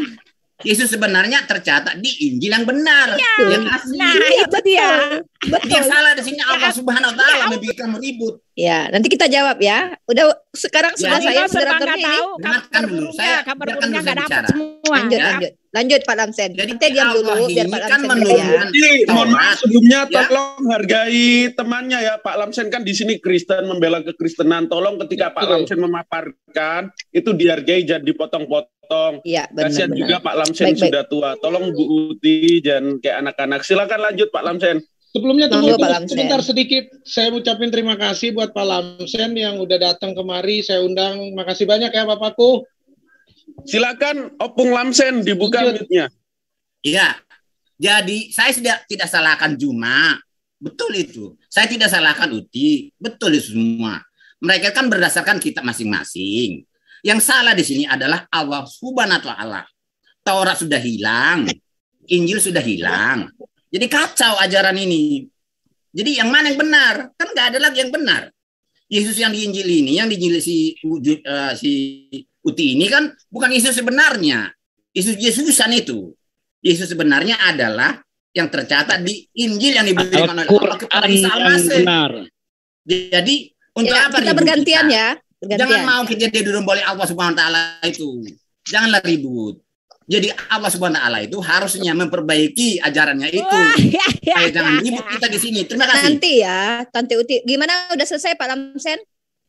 Udah? Oke ya, Tante Uti diam dulu ya. Kita di sini berusaha jangan kekanak-kanakan. Saya juga minta maaf tadi saya tertawa mengikuti kesurupan Tante Uti saya tadi. Oke, Bang Zuma, monggo ditanggapi Bang Zuma. Oke, baik. Alhamdulillah ya. Tuan Lamsen sudah bisa hadir bersama dengan kita dan kelihatan dia sudah mulai sehat akalnya. Dia sudah mengakui bahwa kitabnya itu adalah kitab salah. Nah, sekarang dia menyalahkan Allah. Padahal Allah sudah menyampaikan 1400 tahun silam seruannya. Wa ma arsalnaka illa kaffatan linnas basyira wa nadhira. Itu sudah disampaikan 1400 tahun. Nah, sekarang kenapa Anda tidak mau mengikuti seruannya? Lantas kemudian Anda menyalahkan dia. Dan kami tidak mengutusmu Muhammad, melainkan kepada umat manusia seluruhnya. Apakah Anda bukan manusia? Sampai Anda tidak mau mendengarkan. Anda tidak menerima seruannya, tapi Anda menyalahkan dia. Yang error siapa di sini? Kalau Anda sudah mengakui kesalahan ada pada kitab Anda, giliran sekarang adalah Anda ikut kepada instruksi yang selanjutnya. Apa instruksi selanjutnya itu? Qul ya ayuhan nas, inni rasulullahi ilaikum jami'a. Sabar Pak Lamsen. Katakanlah wahai manusia, sesungguhnya aku ini adalah utusan Allah kepadamu semua. Anda manusia, ikut kepada Rasulullah Muhammad SAW. Kalau Anda manusia, lain cerita kalau Anda adalah sandal jepit. Silakan. Monggo. Sebelumnya sebentar aja semenit Pak Lamsen. Sebelum ke Pak Lamsen. Ya, sebentar semenit aja. Saya bisa Di poin saja kalau bicara. Tidak sabar. lama-lama. Panjang-panjang. Sabar ya, Begini, sabar. Cuma ya. Sabar Pak Lamsen, sebentar Pak Lamsen. Saya semenit aja. Sebentar. Benar, Izin semenit sebentar. aja. Goldian bisa gantiin Uni karena Uni kayaknya gatal juga nih pengen menjawab. Nanti aja Goldian yang jadi moderator bisa. Sebentar dong, Oke. saya itu. Oke, terima kasih. Pak, aku Moderator saya pindah alih kepada Goldian ya. Terima kasih. Baik, Langsung. terima kasih. Nah, sebelumnya saya dulu mohon Abednego. izin untuk kepada narasumber. Ya, sabar dulu Bu Uti. Nanti Abednego. mau ikut ya Bu Uti. Nah, saya kasih kesempatan untuk Pak Lamsen. 1 menit Ya, saja. sabar dulu Bu Uti. Nanti saya sama saya. Lanjut Pak Lamsen. Oke, terima kasih. Waktu saya kira-kira nggak terlalu banyak saya bicara ya. Sejarahnya begini. Allah menurunkan Taurat kepada Musa, tahu hilang. Allah menurunkan Injil kepada Isa, hilang. Akhirnya, menurut Dunditan, orang-orang Israel itu menuliskan kitab-kitab sekarang ini yang dikatakan dari Allah. Berarti itu bukan dari Allah. Kenapa mereka menulis? Itu adalah anjuran dari iblis. Yang bikin hilang itu adalah iblis. Jadi di dalam Taurat sekarang ini ada nubuatan untuk Muhammad. Nubuatan Muhammad ini harus sama dengan sesuai dengan keinginan iblis, penipu itu. Jadi si Muhammad ini adalah penipu supaya sesuai dengan nubuatan dia Alkitab saya yang palsu itu. Jadi Alkitab saya palsu, Injil saya palsu, berarti Al-Quran pun palsu, Muhammad pun palsu. Muhammad itu adalah utusan dari iblis, bukan dari Allah. Dia berbohong karena iblis sama dengan Muhammad. Terima kasih. Bingung kan kalian jawab Pak Lamsen? Iya, Ayo, tahun terima depan. kasih. Pak Lamsen sabar Buti. Tahun Alkitab depan palsu, jawab Pak Nabi Lamsen Muhammad yang palsu, dan berani yang ya. lain palsu. Silakan, Guru Ya, saya Najwa. mau tambahin satu saya mau tambahin teman-teman. Oke, saya ngomong tanggapi pelan-pelan. ini dulu. Buti, sabar Buti. Habis ini saya kasih kesempatan. Tolong tahan ya. Silakan Ya. Guru Najwa. Baik. Jadi Pak Lamsen sudah mengakui kitabnya itu salah. Dan bahkan semuanya disalahkan karena adanya iblis yang membuat kesalahan itu. Karena itulah kemudian di dalam pemahaman Yudaism hari ini, mereka memegang teguh perintah di dalam kitab mereka, bukan kitab Kristen ya. Di dalam Ulangan 4 nomor 2, Ulangan 12 nomor 32, Amsal 30 nomor 6, di situ mereka orang Yahudi dikasih sumpah, dikasih janji, dikasih pegangan, dikasih ultimatum. Jangan kau menambahi apa yang kuperintahkan kepadamu dan jangan kau menguranginya. Demikianlah kamu harus berpegang pada perintah Tuhan Allahmu yang kusampaikan kepadamu. Sabar Lamsen, sabar.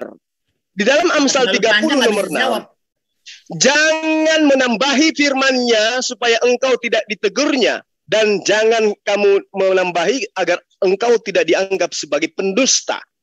Nah sekarang Al-Quran itu menerangkan bahwa orang-orang Yahudi itu gemar kemudian merubah firman Tuhan. Di dalam kitabnya Nabi Musa juga diterangkan seperti itu. Bahwa orang-orang Yahudi itu gemar kemudian merubah-rubah firman Tuhan.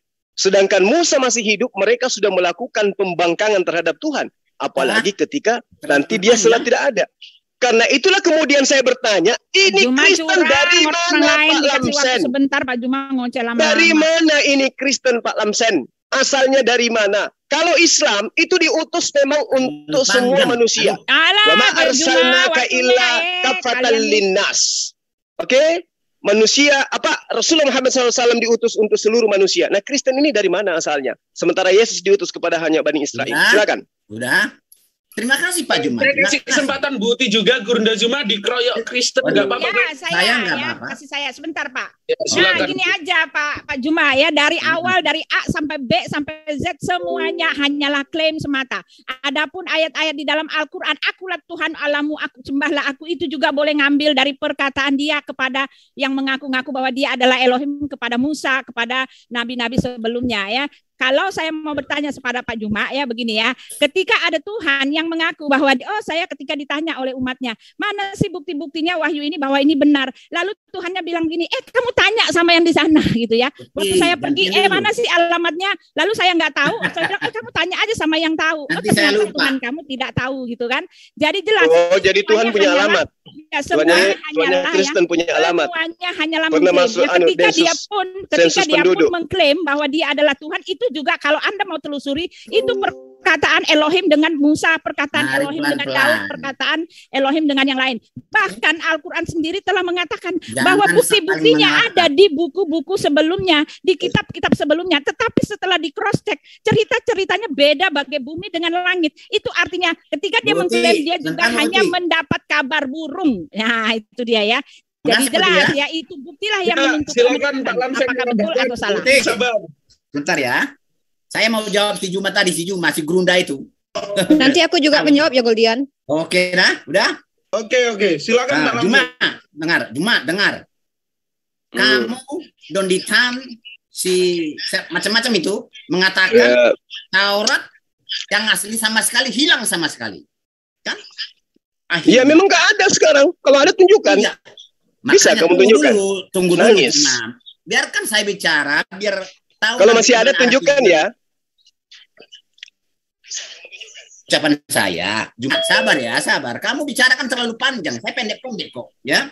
Jadi menurut kamu, menurut Donditan, Taurat itu sudah hilang sama sekali. Akhirnya orang Israel menuliskannya. Kamu bilang tadi, kok kenapa percaya? Itu kan tulisan dari suruhan dari iblis, setan itu menulis itu.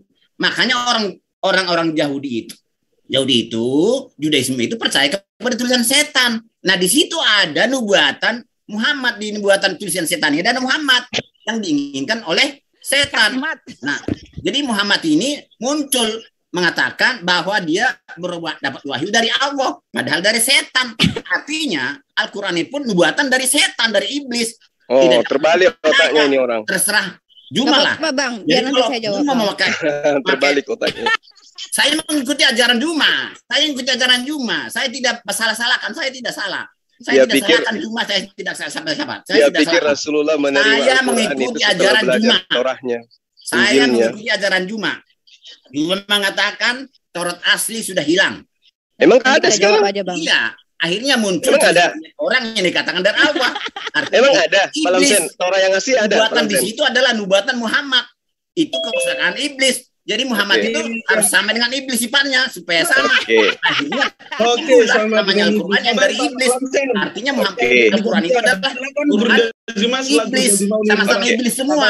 Oke, saya dulu deh ya, baru Unirifa ya. Siap Bang. Oke, saya jawab Pak Lamsen. Kelengar. Pak Lamsen, dengarkan saya Pak Lamsen. Rasulullah Muhammad SAW itu menjadi nabi bukan karena dia membaca buku karangan yang Anda imani saat sekarang. Rasulullah Muhammad SAW bersama dengan sahabat-sahabatnya tidak pernah membaca buku dari manapun sehingga kemudian beliau menjadi rasul. Al-Quranul Karim disusun di dalam ilmu kodifikasi Quran tidak oleh karena sebelumnya melakukan penelitian terhadap kitab Anda. Kenapa kemudian hari ini kita membahas kitab yang Anda jadikan sebagai kitab? Karena Anda membawa-bawa ajaran yang kemudian mengatasnamakan para nabi yang ada di dalam Al-Quran. Saya katakan seperti itu. Al-Quran mengatakan, wa inna minhum lafariqu yalwuna ya al-sinatahum bil kitabi litahsabu minal kitab wa ma huwa minal kitabi wa yaquluna huwa min indillah wa ma huwa min indillah wa yaquluna 'ala Allahil katsiba wa hum ya'lamun. Tunggu, kalau kamu mau sehat dengarkan. Makanya kau belajar, jangan menjadi umat terjemah terus. Terbalik-balik juga kamu ngomong. Sesungguhnya di antara mereka orang-orang yang dengarkan saya dulu Lamsen. Tadi saya dengarkan kau berbuka jualan obat. Ngerti? Ya, segelongan orang-orang memutar-mutar lidah mereka membaca Alkitab. Jadi Quran saya itu menerangkan tentang kitabmu, bahwa dikatakan lagi di dalam Al-Baqarah ayat 79, fawailul lilladzina yaktubuna alkitaba biaidihim. Celaka besarlah orang-orang yang menulis kitab dengan tangannya sendiri. Ini yang disebut di dalam kitabmu. Bukan kemudian kitabmu yang dijadikan sebagai dasar untuk kemudian menabikan Rasulullah Muhammad SAW. Jangan kebalik otak kau itu Pak Lamsen. Al-Quran itu datang independen, berdiri sendiri. Dia adalah wahyu. Adapun kitabmu itu ada di Indonesia Pak Martin, karena ada lembaga kitab Indonesia. Itu pun hanya terjemah. Jadi bukan Al-Quran itu berdiri karena belajar tentang gospel. Gospel itu datangnya dari Eropa, masuk ke Indonesia. Al-Quran itu datangnya dari Allah, Rasulullah Muhammad SAW. Jangan melebar kemana-mana. Dengar kesimpulan saya. Kesimpulan saya. Harus jangan melebar kemana-mana. Kesimpulan saya supaya Anda itu bisa terwaraskan dan tidak kena penistaan. Al-Quran itu adalah kitab independen yang diwahyukan tidak oleh karena sebelumnya mempelajari kitab-kitab terdahulu tentang nubuatan. Pahami itu. Pak Juma, saya mau jawab. Sabar pasti kalian. Tadi kami mendengarkan. Saya mau jawab Pak Juma. Saya belum loh. Saya belum. Baik, sabar Bu Uti. Saya kasih kesempatan Unirifa dulu, mungkin singkat. Silakan selanjutnya. Jangan orang Pak Juma aja udah dulu lah kalau begitu. Kalian berdua, kami nggak boleh berdua, kan kalian egois ya. Jadi begini, dewasalah dalam berdiskusi, adil lah. Jadi begini, Pak Lamsen. Justru sebenarnya yang salah tuh Yahweh. Dia yang menciptakan pohon pengetahuan, sementara Adam nggak ngerti apa-apa, dia larang makan pohon pengetahuan. Setelah Adam makan pohon pengetahuan, Adam dan anak cucunya akan lahir dengan dosa dan semuanya jadi bejat. Artinya Yahweh yang salah. Sungguh pun Yahweh telah mengutus firman-Nya jadi manusia mati digebukin, tetap aja peperangan, kejahatan terjadi. Jadi kalau kita bertengkar kali ini, berperang pun kita semua salah Yahweh. Gara-gara Yahweh menciptakan pohon pengetahuan dan menyebabkan Adam memakan pohon pengetahuan itu, jadi Adam dan keturunannya jadi bejat, kurang ajar. Ya, jadi Pak Lamsen, terima kasih Yahweh, salahkan Yahweh, marah Yahweh, Oke, Buti, silakan Buti. Ya, Nah, gini mungkin ya. jikalau ada yang bentar. Pak Lamsen berhubung keluar ketakutan. Jikalau ada yang membantu Buti, silakan Bang Antoni. Oke. Jadi begini. Nggak enak. Ya, jadi gini. Jadi ya saya ngomong pelan-pelan ya. Silakan Bill, nyusul ya. Ya, jadi ketika dikatakan bahwa Pak Juma kan bilang Tuhannya adalah Tuhan yang benar, yang berdiri sendiri. Pertanyaan saya tadi ketika ada orang nanya alamat ini di mana? Lalu saya bilang, oh saya nggak tahu.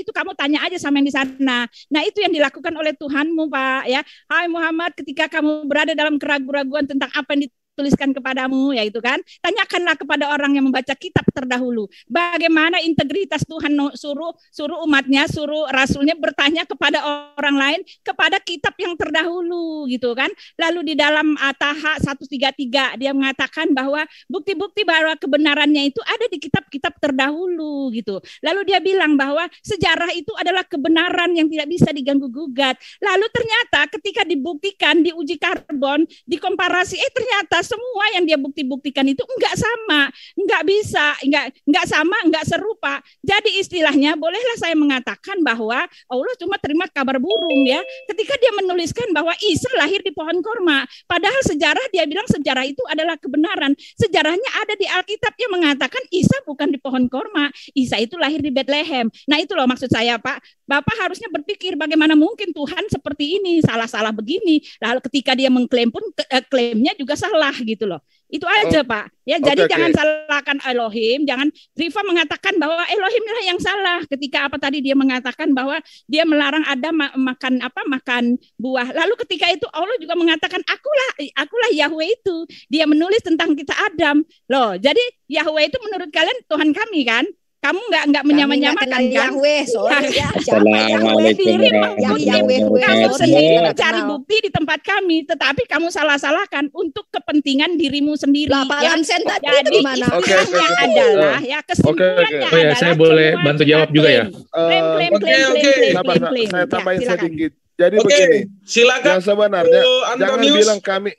Oh, Billy ya, silakan. Jangan bilang kami umat terjemahan karena kalian telah dibodohi si Allah untuk bisa menuhankan dan membahas dan mendewakan bahasa Arab. Itu yang pertama. Dan yang kedua, Sumaya, bukan Allah kami yang salah, tetapi Allah kalian yang telah menipu kalian untuk bisa selalu salah paham tentang Alkitab kami. Karena kenapa? Dia mengira kitab yang benar itu kedebuk dari langit. Padahal memang kitab pada dasarnya adalah ditulis oleh para pekerja-pekerja Allah. Jadi kitab kami bukan kedebuk dari langit. Kalian yakin terlalu pede dengan kitab kalian yang kedebuk dari langit. Itulah di mana itu diterangkan diterangkan di Al-Qur'an bahwa kitab itu berikan kitab Taurat kepada Musa. Kami memberi silakan. Sabar. Di mana itu? Di mana itu dikatakan? Ya silakan Bill, mungkin TikTok enaknya. Di mana diterangkan di Al-Quran bahwa kitab Taurat itu jatuh dari langit ke buku? Di mana? Book from Allah. Di mana tuh? Dalam salinan bahasa Inggris, book from Allah, artinya buku dari Allah. Itu yang pertama. Dan yang kedua dikatakan Injil Taurat diturunkan kepada Musa. Injil diturunkan kepada Isa. Apa bukti itu kurang kuat dua bukti itu? Oh, makanya jadi ketika dikatakan diturunkan hujan berarti langsung kayak sungai terjun. Sekarang kamu katakan bumi ya. Kitab itu sekarang kamu tadi mengatakan kitab ditulis dengan tangan manusia. Kitab apa yang kamu tahu yang tidak ditulis oleh manusia? Berarti dengan kata lain kamu memahami bahwa kitab yang benar gedebuk dari langit. Sudahlah semua. Nah, itu pemahaman kamu. Kalau membedakan manusia dengan Tuhan saja nggak bisa. Dengan tangan manusia celakalah. Ya, Yesus juga gedebuk dari langit. Ya memang kita dituliskan dengan tangan manusia kan? Iya. Benar nggak? Benar. Benar nggak? Iya, kamu bilang kitab ditulis dengan tangan manusia. Berarti kamu menolak kitab ditulis dengan tangan manusia dan kamu berharap bahwa kitab yang benar itu gedebuk dari langit. Skakmat. Di mana diterangkan kitab gedebuk dari langit? Di mana? Yang dikatakan mereka menulis dengan tangan mereka sendiri itu adalah kitab yang dikarang oleh manusia maksudnya. Kitab dikarang manusia, berarti kamu berharap gedebuk dari langit. Selesai. Ya, yang dikatakan bukan dituliskan manusia itulah wahyu. Ya, boleh menjawab. Ya, kitab gedebuk dari langit ya. Ketika Isa diberikan kitab Injil ya, diberikannya mungkin dengan tangan gitu kan. Kitab Injil ada bukunya gitu kan. Isa dalam waktu bayi diberikan kitab Injil, lalu dia waktu di bayi dia mengaku aku adalah nabi, aku adalah nabi itu bahwa gitu pada kan. bayi dikasih kan kitab Injil. Musa diberikan kitab Taurat.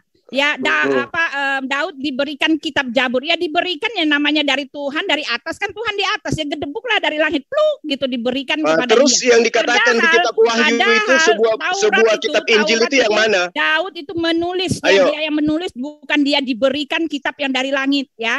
Lalu Isa itu yang kalau maksud kalian adalah Yesus, dia bukan diberikan kitab tetapi dialah itu firman itu ya. Ini kesalahan total yang seharusnya menjadi kesalahan total gimana? Kesalahan fatal ya, bahkan sementara kalian dari awal tidak ada satupun di antara kalian yang bisa menerangkan ke saya dari mana Kristen ini berasal. Bentar ya, saya sakit perut. Lanjut. Ayo. Jelas bukan Tuhan ini yang menulis. Jadi ini cuma klaim semata, klaim. Yang kedua ada ya. Yang kedua si Billy coba dari pertanyaan saya yang pertama, Kristen itu dari mana? Kalau kamu sudah angkat tangan. Boleh saya jawab? Sudah dijelaskan. Oke, ayo bergantian. Tunggu, sebelum Pak Antonius, Bang Zuma masih ada yang ingin disampaikan? Iya, jadi terkait dengan Injil, kitab Injil, dikatakan kitab karena kelak memang dibukukan. Itu yang perlu Anda pahami. Nah, ketika dibukukan, itulah yang kemudian diterangkan oleh Al-Quran, bahwa mereka menuliskan berdasarkan keinginan-keinginan mereka sendiri, tidak berdasarkan atas pewahyuan. Makanya kalau ditanya, Yesus mengajarkan Injil? Ya. Injil mana yang Yesus ajarkan? Apakah Injil Markus, Matius, Yohanes, atau surah Paulus? Mereka semua akan tentu. Injil karena kalian tidak paham Injil. Oke, nanti ya, dari mana? Injil itu Billy, kalau mau TikTok, kalau mau menanggapi nanti Bang Zuma dulu. Kata Injil itu Anda ambil dari mana? Coba. Oke. Ya, dari mana Anda mikir? Nanti habis kamu Pak Antonius ya. Billy dengar jelaskan nanti Pak Antonius ya. Enggak, Billy terlalu sering. Kita kasih Brother Antonius Pak Martin, Pak Lamsen Billy aja. Lanjut. Pak Lamsen udah pergi, udah kabur, terguncang. Lanjut. Billy, enggak, tapi udah sebelum Billy di band, aku mau sarankan Billy belajar bahasa Indonesia dulu karena bahasa Indonesia dia udah masih tersesat ya. Ganti saya sejenak, saya ibadah dulu. Ya, tafadhol Guru, silakan. Oke, juga ada nanti kita bergantian aja. Yang lain. Yuk, silakan. Kita bergantian. Ini saya lagi Lamsen juga ini. Ini Pak Antonius mau menjawab dari tadi. Kalau Billy kan dari tadi kan bahasa Indonesianya parah. Kita bukan mau menghina ya, tapi bahasa Indonesia aja dia nggak ngerti. Gimana mau diskusi coba? Pak Antonius deh. Sabar. Yang Oke. Kelvin, kamu sekaligus ini ya narasumber moderator ya. Aku juga salah dulu. Enggak kan ada Goldian, aman. Ayo Pak Pendeta Betul. Iya, ini aku ngurusin ini dialog terbuka bentar lagi nih. Mau ke dulu. Terima kasih. Aku cuma bentar doang. Ayo lanjut. Tadi ada pertanyaan ya, dari mana Kristen itu gitu ya, pertanyaan dari Bang Zuma. Ya saya jawab, itu dari perintah Yesus Kristus sendiri. Ya itu dari perintah Yesus di dalam Matius 28 ayat 9, saya baca 19, saya bacakan. Karena itu pergilah, jadikanlah semua bangsa muridku, dan baptislah mereka dalam nama Bapa dan Anak dan Roh Kudus, dan ajarlah mereka melakukan segala sesuatu yang telah kuperintahkan kepadamu. Jadi disitulah kami orang-orang Kristen yang di luar, orang-orang Yahudi itu berasal dari perintah Yesus. Jadi kami ini adalah pengikut Kristus atau murid-murid Kristus berdasarkan perintah ini. Kalian boleh menyebut kami Kristen, boleh menyebut kami Nasrani, atau apapun juga istilahnya, selama pengertiannya adalah sama, yaitu pengikut atau murid Kristus. Ya, itu jawaban pertama. Kemudian didukung oleh banyak ayat lainnya gitu ya. Itu dasar utamanya di situ. Tetapi Yesus juga mengatakan di ayat lain. Contohnya di Yohanes 3 ayat 16 sampai 17. Di situ dikatakan sebab Allah mengutus anaknya ke dalam dunia. Ya, dunia dikatakan sini bukan untuk menghakimi dunia, melainkan untuk menyelamatkannya oleh Dia. Jadi jelas Yesus mempertegas bahwa Dia datang untuk menyelamatkan dunia. Ya. Kemudian di Yohanes 3 ayat 18 dikatakan bahwa terang telah datang ke dalam dunia. Ini perkataan Yesus tinta merah gitu ya, dikatakan, dan inilah hukum itu, terang telah datang ke dalam dunia. Jadi jelas ini perkataan Yesus. Kemudian malaikat Jibril juga mengatakan pada saat Yesus nanti aku jawab sedikit itu. Ya, Yesus mau lahir, malaikat Jibril mengatakan jangan takut, sesungguhnya aku memberitahukan kepadamu kesukaan besar untuk seluruh bangsa gitu ya. Jadi bukan kesukaan besar hanya untuk orang Yahudi saja gitu. Nah, kemudian pertanyaan kedua, perintah-perintah apa yang kami ikutin dari perintah Yesus? Banyak sekali gitu ya, dari perintah untuk percaya kepada Yesus sebagai Mesia dan sebagai Tuhan. Kemudian perintah untuk saling mengasihi, ya, mengasihi Allah dan mengasihi sama manusia. Kemudian perintah untuk dibaptis. Kemudian perintah untuk sakramen perjamuan kudus. Kemudian perintah untuk memberitakan Injil kepada segala bangsa. Kemudian perintah untuk berdoa dan sebagainya gitu. Justru pertanyaan yang harus ditanyakan adalah perintah Yesus yang mana yang orang Kristen tidak lakukan gitu loh. Itu yang lebih tepat pertanyaan tersebut. Nah, kemudian ada pertanyaan lagi, di mana Yesus memerintahkan untuk menyembah Dia gitu ya. Ini sebenarnya pertanyaan yang ada jawabannya asal kita tidak bebal ya, artinya kita adalah termasuk orang-orang yang berpikir. Ya, saya tunjukin ayatnya di Lukas 4 ayat 8. Tetapi Yesus berkata, ada tertulis engkau harus menyembah Tuhan Allahmu dan hanya kepada Dia sajalah engkau berbakti. Ini perintah Yesus ya, menyembah Allah. Dan Yesus berkata, jikalau engkau tidak percaya bahwa akulah Dia itu adalah siapa, Bapa atau Allah, maka engkau akan mati di dalam dosa-dosamu.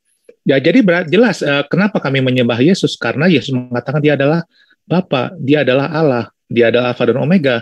Dan saya harus mengikuti perintah Yesus untuk menyembah Allah, karena Yesus bilang harus menyembah Allah. Dan Yesus bilang, aku adalah Allah gitu loh. Nah, kemudian tadi saya juga ingin mendukung pernyataan Bu Uti sama Pak Lamsen ya, bahwa setahu saya tidak ada ayat di kitab Quran yang mengatakan bahwa Injil orang Nasrani sudah dipalsukan. Kenapa? Karena jelas di surat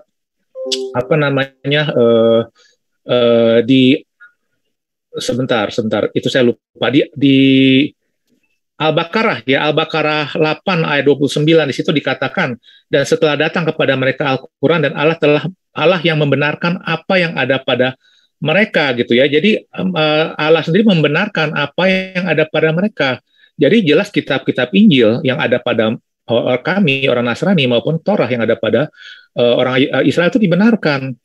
Nah, artinya apa maksudnya perkataan Al-Maidah bahwa mereka mengklaim bahwa ini tulisan dari Tuhan gitu ya.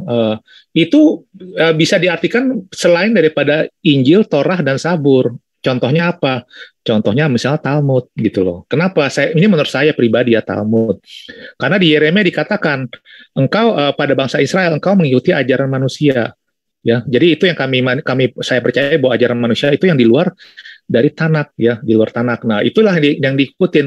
Atau mungkin Injil-Injil apokrifa seperti Injil Maria gitu loh. Ya, jadi kemungkinan besar itu jawaban yang jelas bukan Injil yang diimani oleh orang Kristen. Ya, sekian jawaban saya. Terima kasih. Aku dong sedikit itu, ya. Kak, boleh nggak? Halo, Goldian? Yes. Ya, jadi Pak Antonius bilang gini, dia itu mengikuti perintah Yesus. Oke, aku tak sebutin Matius 28:19 tadi ya. Karena itu pergilah jadikanlah semua bangsa muridku. Tidak ada perintah menjadikan semua bangsa menjadi menyembah kepadaku atau menjadi hambaku, tidak ada, tapi menjadi muridnya. Kemudian baptislah dalam nama Bapa, Anak, dan Roh Kudus. Nah, coba tunjukin murid-murid Yesus yang membaptis seperti itu. Karena di dalam Kisah Para Rasul 2:38, Petrus itu membaptis dengan nama Yesus. Ini Petrus yang bandel, nggak ngikutin Yesus, atau Yesus yang salah memberikan perintah nih. Karena kan perintahnya baptis dalam nama Bapa, Putra, dan Roh Kudus gitu. Tapi kenapa justru muridnya malah membaptis dalam nama Yesus gitu? Monggo. Oke, ya, jadi Yesus itu mewakili Bapa, Putra, dan Roh Kudus. Bapa bukan nama, Putra bukan nama, Roh Kudus bukan nama. Jadi kalau Yesus berkata Yahweh di dalam, mau dikemanain, Pak? Yahweh ya, mau dikemanain? jadi gini ya, Yahweh juga nama, sama ya, Yahweh juga nama. Tetapi sebentar, jangan ketawa. Yesus mengatakan, aku telah menyampaikan, sebentar. Yesus mengatakan, aku telah memperkenalkan nama engkau. Ya, Bapa itu ada ayatnya. Jadi Yesus datang untuk memperkenalkan nama engkau, ya di situ. Ya, nama engkau yang siapa mana? Siapa nama engkau itu? Yesus Kristus, ya, karena Yesus telah memperkenalkan nama. Dengan Yesus sama ya? Sama, ya sama. Di mana kesamaannya secara bahasa itu? YHWH, Yesus itu nama seseorang dari Yesua yang dijadikan dalam bahasa Yunani Yesus ya. YHWH itu nggak ada di situ tertulis Yesus. Di situ Bapak mau cari kemanapun Yesus di BL nggak ada. Lalu YHWH ini apa korelasinya dengan Yesus? Aku tanya dulu. Mana Yesus YHWH itu beda banget gitu Bapak. Nama bapaknya Yesus YHWH. Sementara Yesus perintahkan baptis dalam nama Bapa, Putra, Roh Kudus. Roh Kudus sampai hingga saat ini belum tahu untuk siapa namanya. Nggak tahu ya, entah namanya Merpati, kita nggak tahu. Mereka bukan tapi nama, YHWH ya. ada. Berarti Bapak mengingkari perkataan Yesus dong, baptislah semua bangsa dalam nama Bapa, Putra, Roh Kudus. Sekarang kenapa nggak disebutin dalam nama Bapa?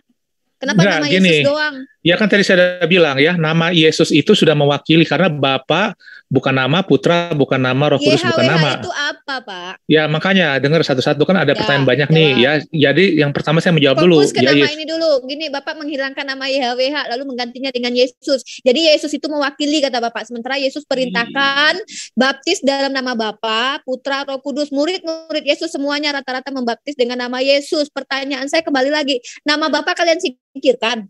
Gak ada yang menyingkirkan, gak ada yang menyingkirkan ya. Nggak ada membaptis dalam nama Yesus. Kami membaptis dalam nama Bapa dan Putra dan Saya bicara tentang gereja. Petrus. Saya bicara tentang Petrus. Gereja bilang begitu dalam nama Bapa dan Anak dan Roh Kudus. Tentang Petrus yang membaptis dalam nama Yesus ya. Kisah Para Rasul 2 pasal lah, memang Putra 2 ayat siapa? 38. Ini kan permainan kata-kata doang. Loh kok Putra? Saya bilang nama Bapa. Ini cuma permainan kata-kata. Oknumnya kan tetap sama. Bapa, Anak dan Roh Kudus. Ya, mana Yesus, tunjukin Bapa itu YHWH dengan Yesus itu sama, tunjukin YHWH. Emang nama Bapa itu singkatan dari nama Yesus Mas ya. Jadi nama Bapa selama ini di PL disingkat-singkat kayak gelar gitu. Loh, Yesus LCMA kan mengaku gitu. aku dan Bapa adalah satu. Ini kan namanya Allah yang pribadi Tritunggal. Kamu cuma main-main kata-kata doang. Kok main kata-kata? Yesus yang bilang sama. Rifa di Islam sendiri Allah tuh punya 99 nama ya kan? Iya, tapi kami tidak seperti yang kata Bapak tadi mengaku-ngaku mau mengikuti perintah Yesus yang diperintahkan membaptis dalam nama Bapa, Putra dan Roh Kudus. Mengaku-ngaku kami ini loh mengikuti perintah Yesus sementara Petrus saja membaptis dalam nama Yesus. Ya. Loh kami memang membaptis dalam nama Bapa, Putra dan Roh Kudus kok.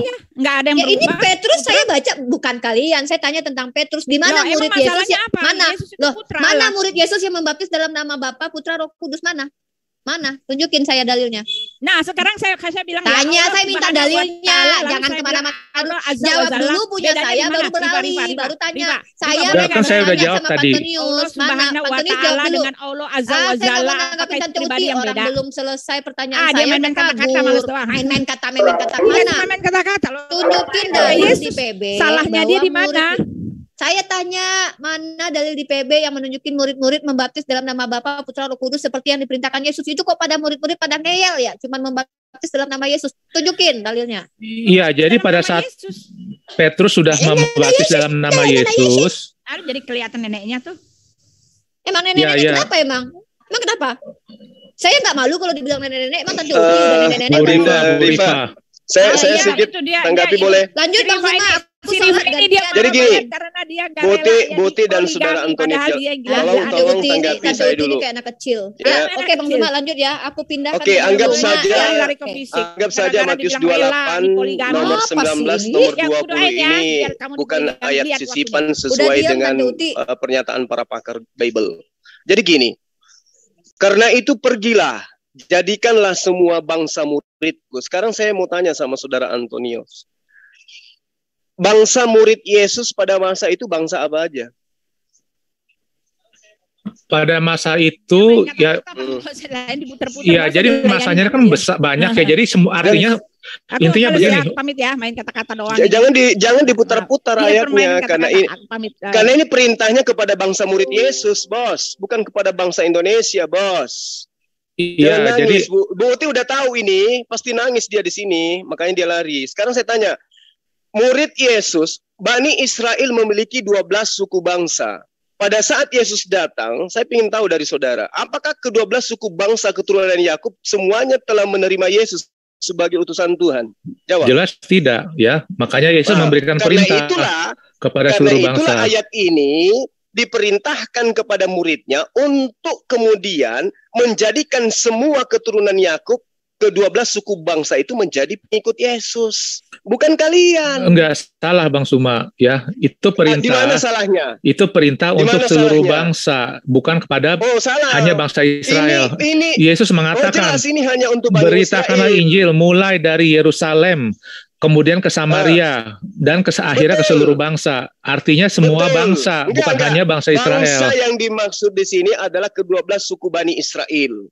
Karena bukan. semua keturunan Yakub itu belum menerima Yesus sebagai utusan Tuhan. Mulai ya betul, mulai dari bangsa Israel. Ya, tapi Yesus katakan gitu. semua bangsa. Gitu, semua Yesus bangsa. Itu di Markus lebih jelas lagi tuh. Pergilah ke seluruh dunia, beritakanlah Injil kepada segala makhluk. Dia pakai gaya bahasa ya, jangan artinya perintah untuk kasih Injil kepada kucing, bukan. Tetapi Markus ini 16 itu, artinya universal. Itu juga sama. Di Kodeks Sinaiticus itu nggak ditemukan ayat itu. Nah sekarang ketika Anda mengatakan, jadikanlah semua bangsa muridku, bangsa muridnya yang harus dijadikan sebagai pengikut Yesus, bukan kepada bangsa yang bukan muridnya. Sekarang salah Bang Suma, secara tata bahasa udah salah tadi. Ya, jadi bukan menjadikan semua bangsa muridku, bukan. Kalau menjadikan semua bangsa muridku sebagai apa gitu? Justru muridku itu menjadi di dunia.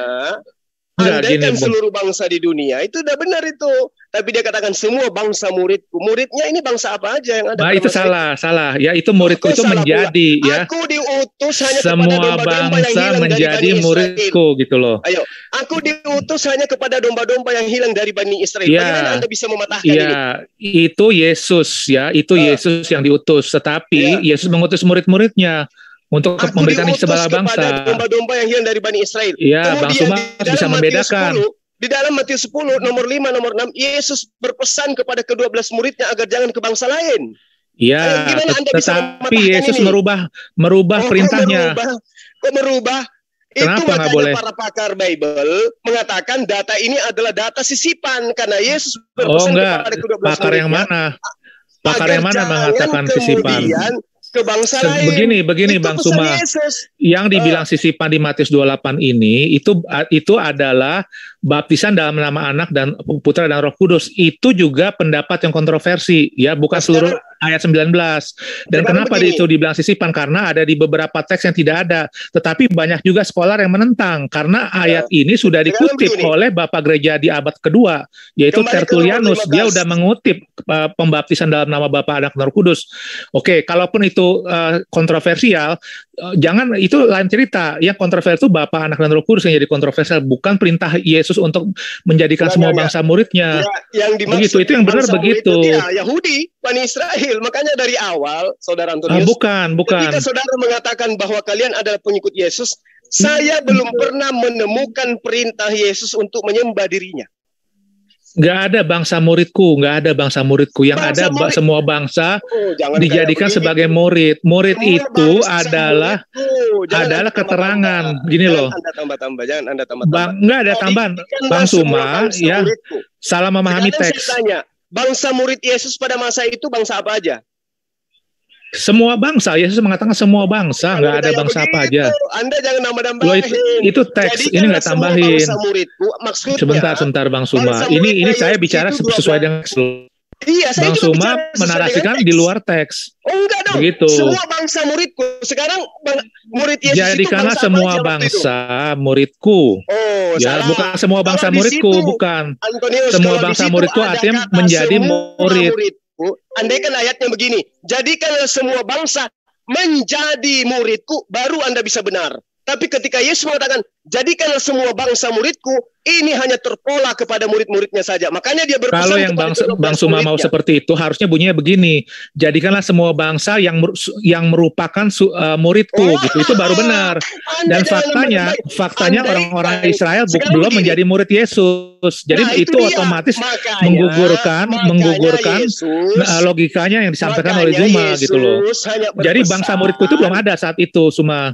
Ya, belum ada bangsa muridku karena belum ada Israel pun belum menjadi murid Yesus. Mereka sudah memiliki 12 suku bangsa. Tapi belum menjadi bangsa muridku, ya.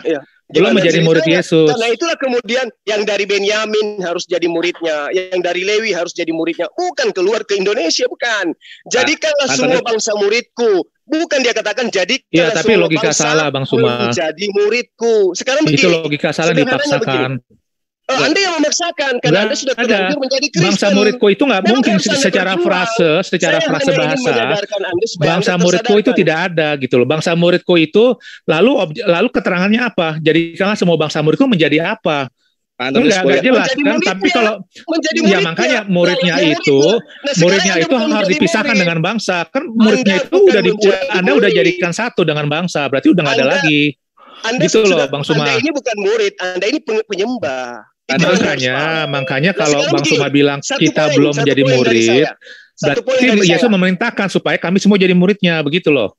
Satu poin dari saya, bukan Anda kena di sini. Anda bukan bangsa Yahudi. Jadi gini, saya tanya sama Anda, ketika Yesus berpesan dalam Matius 10 nomor 15, nomor 5 nomor 6. Yesus berpesan. Sekarang coba tunjukkan kepada saya, Yesus berpesan kepada ke-12 muridnya agar memberitakan bahwa dia itu adalah Tuhan kepada seluruh bangsa di atas muka bumi. Ada nggak?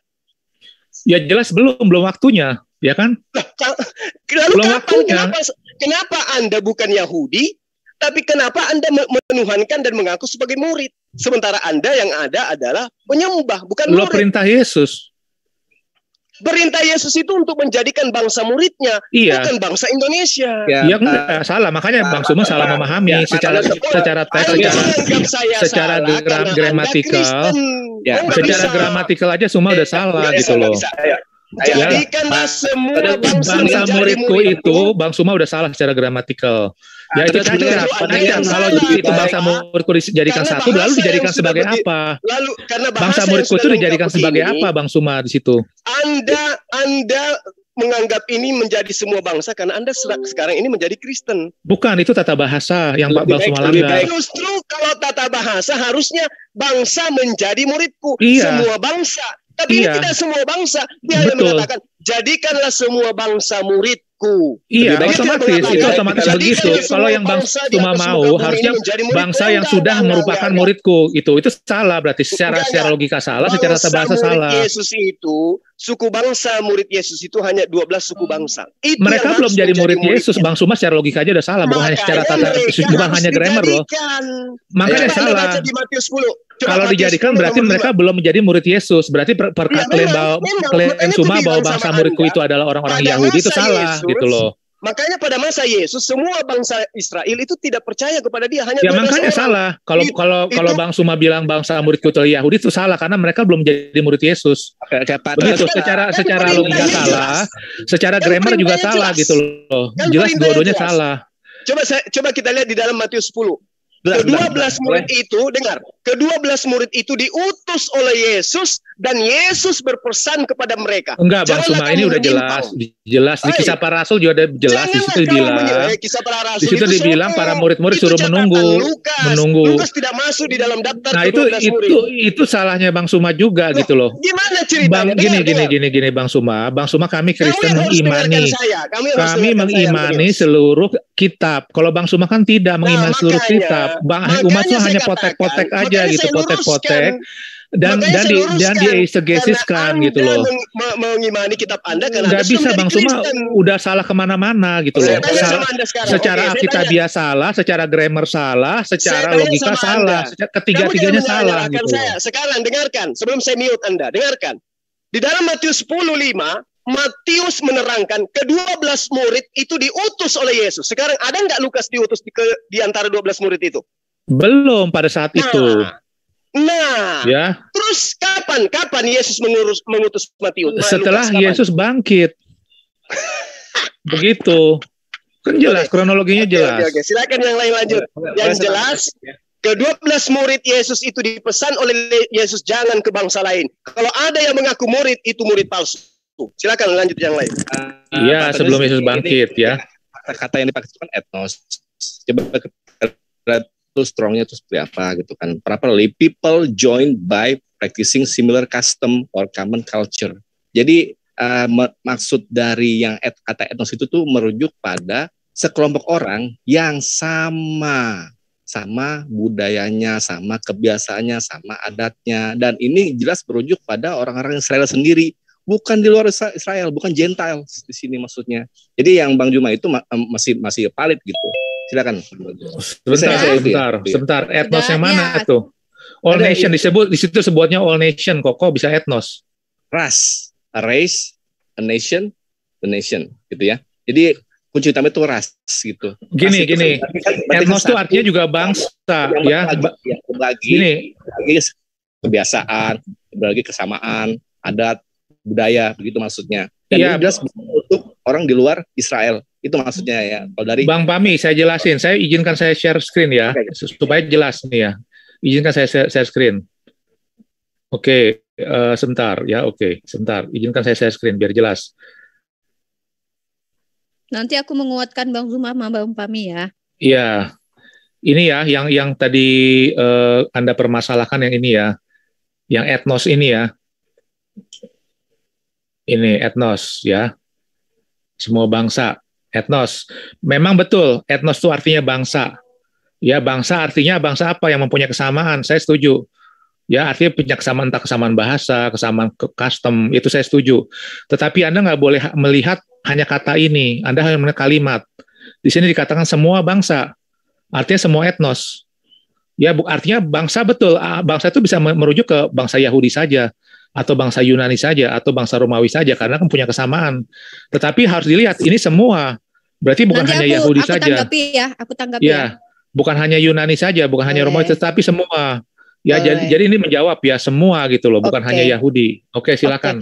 Aku mau tanya dulu, ini waktu itu sudah ada Saulus dengan Barnabas belum? Ketika Yesus bicara ini? Belum.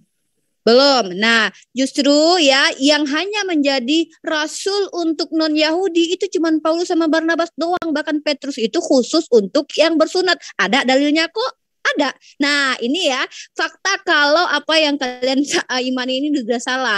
Kalian mengimani bahwa Yesus memberitakan kepada muridnya, jadikanlah semua bangsa muridku. Sementara Petrus sendiri yang murid yang kunci surga kalau nggak salah dititipkan ke dia di narasinya, itu menjadi rasul untuk orang bersunat. Paulus lah yang menjadi rasul untuk orang non-Yahudi. Kok bisa tiba-tiba? Hah? Aneh kan? Padahal Paulus gak ada di situ sama Barnabas. Dan juga saya menguatkan lagi nih ya.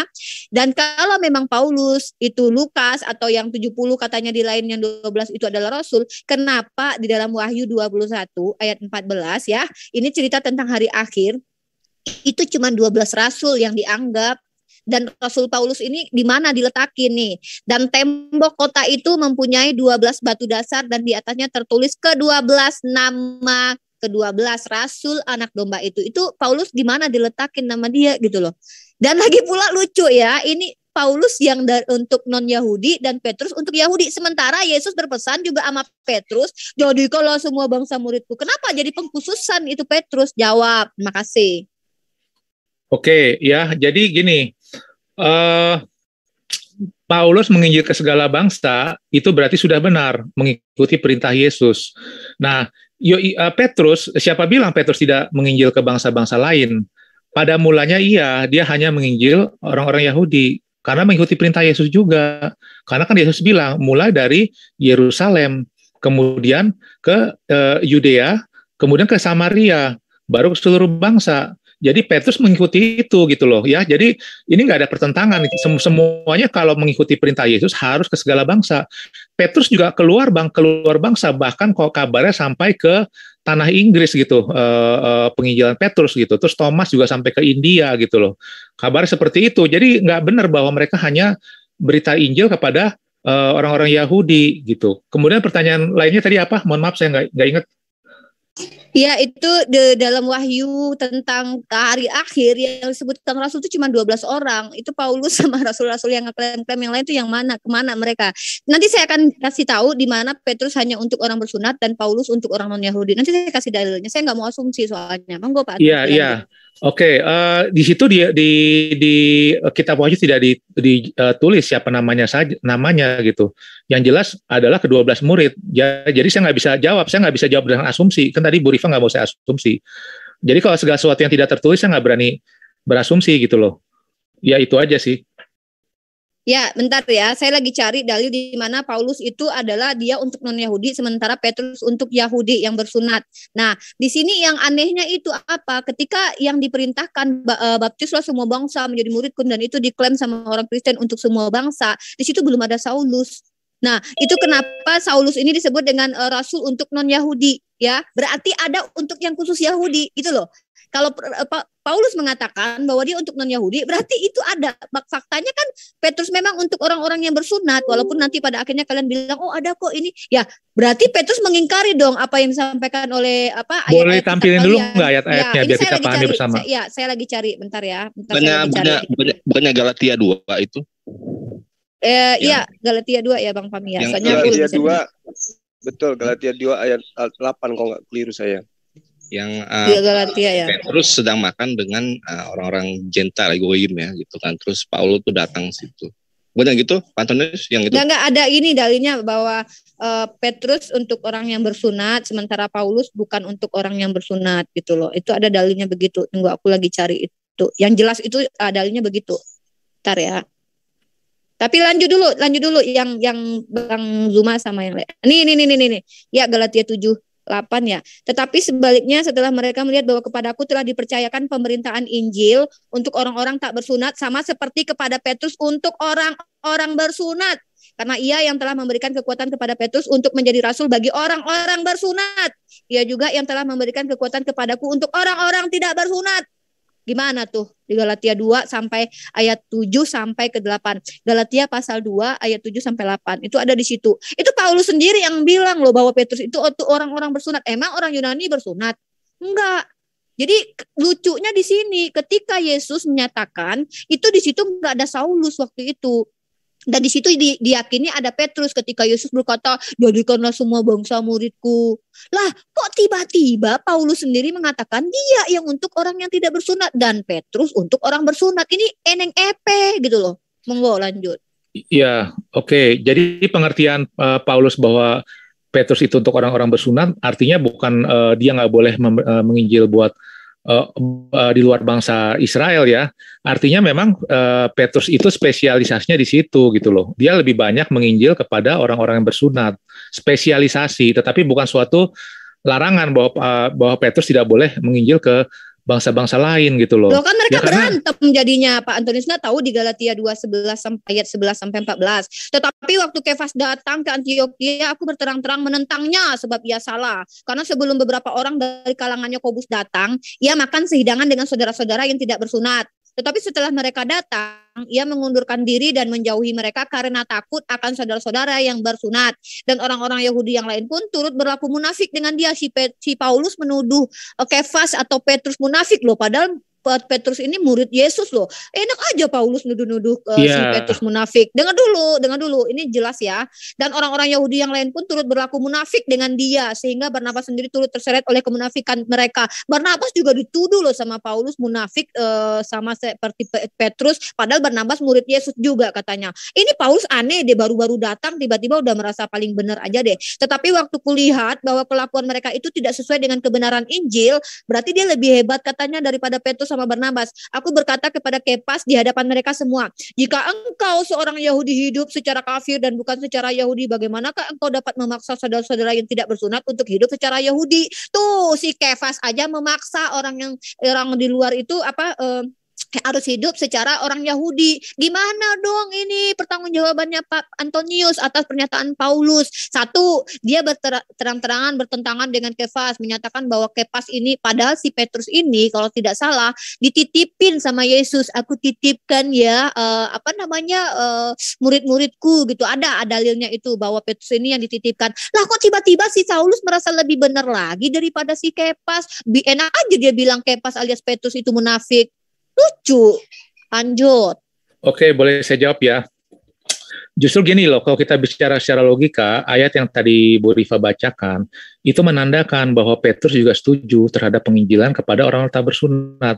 Buktinya apa? Buktinya dia makan dengan orang-orang yang tidak bersunat. Yaitu itu justru pengukuhan. Petrus setuju terhadap penginjilan orang-orang yang tidak bersunat. Pak? Jangan menyimpulkan sendiri mana dia setuju. Buktinya dia bertengkar loh dengan Sebentar. Gimana sih ini? Sebentar kalau setuju dong. dia nggak bertengkar lah, dia main home pimpa lah kalau Rifa, izinkan saya bicara selesaikan. Ya. Kalau Rifa potong, Rifa nggak dapat apa yang saya ingin sampaikan. Lanjut. Ya, jangan dipotong ya. Jadi sekali lagi saya ulangin. Di mananya itu tadi Rifa sudah bacakan ya. Pada mula-mulanya Petrus itu duduk makan bersama-sama dengan orang bersunat. Tetapi ketika orang-orang tak bersunat, ya. Tetapi ketika orang-orang Yahudi datang, lalu Petrus duduk bersama-sama orang Yahudi itu, ya, tidak menjauhi orang-orang yang bersunat, ya. Itu yang dikecam, ya. Jadi ini perilaku yang dikecam oleh Paulus, ya. Tetapi apakah pengecaman itu menunjukkan bahwa penginjilan itu tidak untuk segala bangsa? Tidak. Mengecam itu suatu, jadi gini. Kita sebutnya sebagai teguran ya. Tegur menegur itu biasa di antara orang Kristen dan di antara para rasul. Kalau memang ada yang perlu diingatkan, ya ditegur. Lalu apakah Petrus dan Paulus itu bermusuhan karena satu rasul merasa rasul asli, yang satunya lagi dianggap rasul palsu? Nggak ada. Ya, coba saya tunjukin ya. Saya tunjukin ayatnya. Sekarang giliran saya ya. Sebentar, saya mau nunjukin surat 2 Petrus. Saya nunjukin dalilnya biar nanti saya nggak dianggap sebagai orang asumsi gitu loh. Sebentar, izinkan saya kasih waktu. 2 Petrus 2. 2 Petrus 2. Nah, ini dia. Ya, 2 Petrus 2.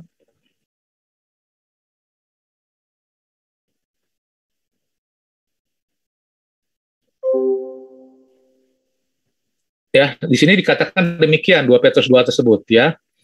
2 Petrus 2 ayat 1, mereka akan memasukkan pengajaran-pengajaran 2 Petrus 2 ayat 1 ya.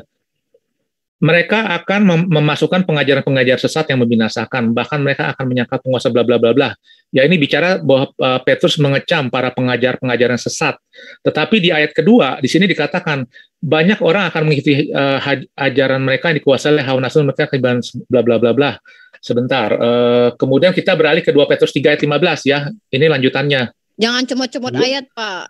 Enggak, ini kelanjutan. Ini enggak comot-comot ayat, Bu Rifa. Kalau memang nanti Bu Rifa mau potong, ya mau bilang jangan di framing begitu. Kalau memang benar Bu Rifa ada yang salah. Kalian kan selama ini gitu cara kami berdiskusi kan selalu menampilkan penggalan ayat, selalu dituduh comot-comot ayat. Kalau tapi nanti Rifa mau menunjukkan Kristen nggak pernah sebentar menyampaikan satu kitab kepada kami kalau menginjili gitu loh Pak. Maksud aku. Kalau nanti Rifa merasa ada dari 1 Petrus ini yang bertentangan, nanti silakan tunjukkan ya. Kalau untuk membuktikan bahwa saya hanya saya cuma menunjukkan satu narasi.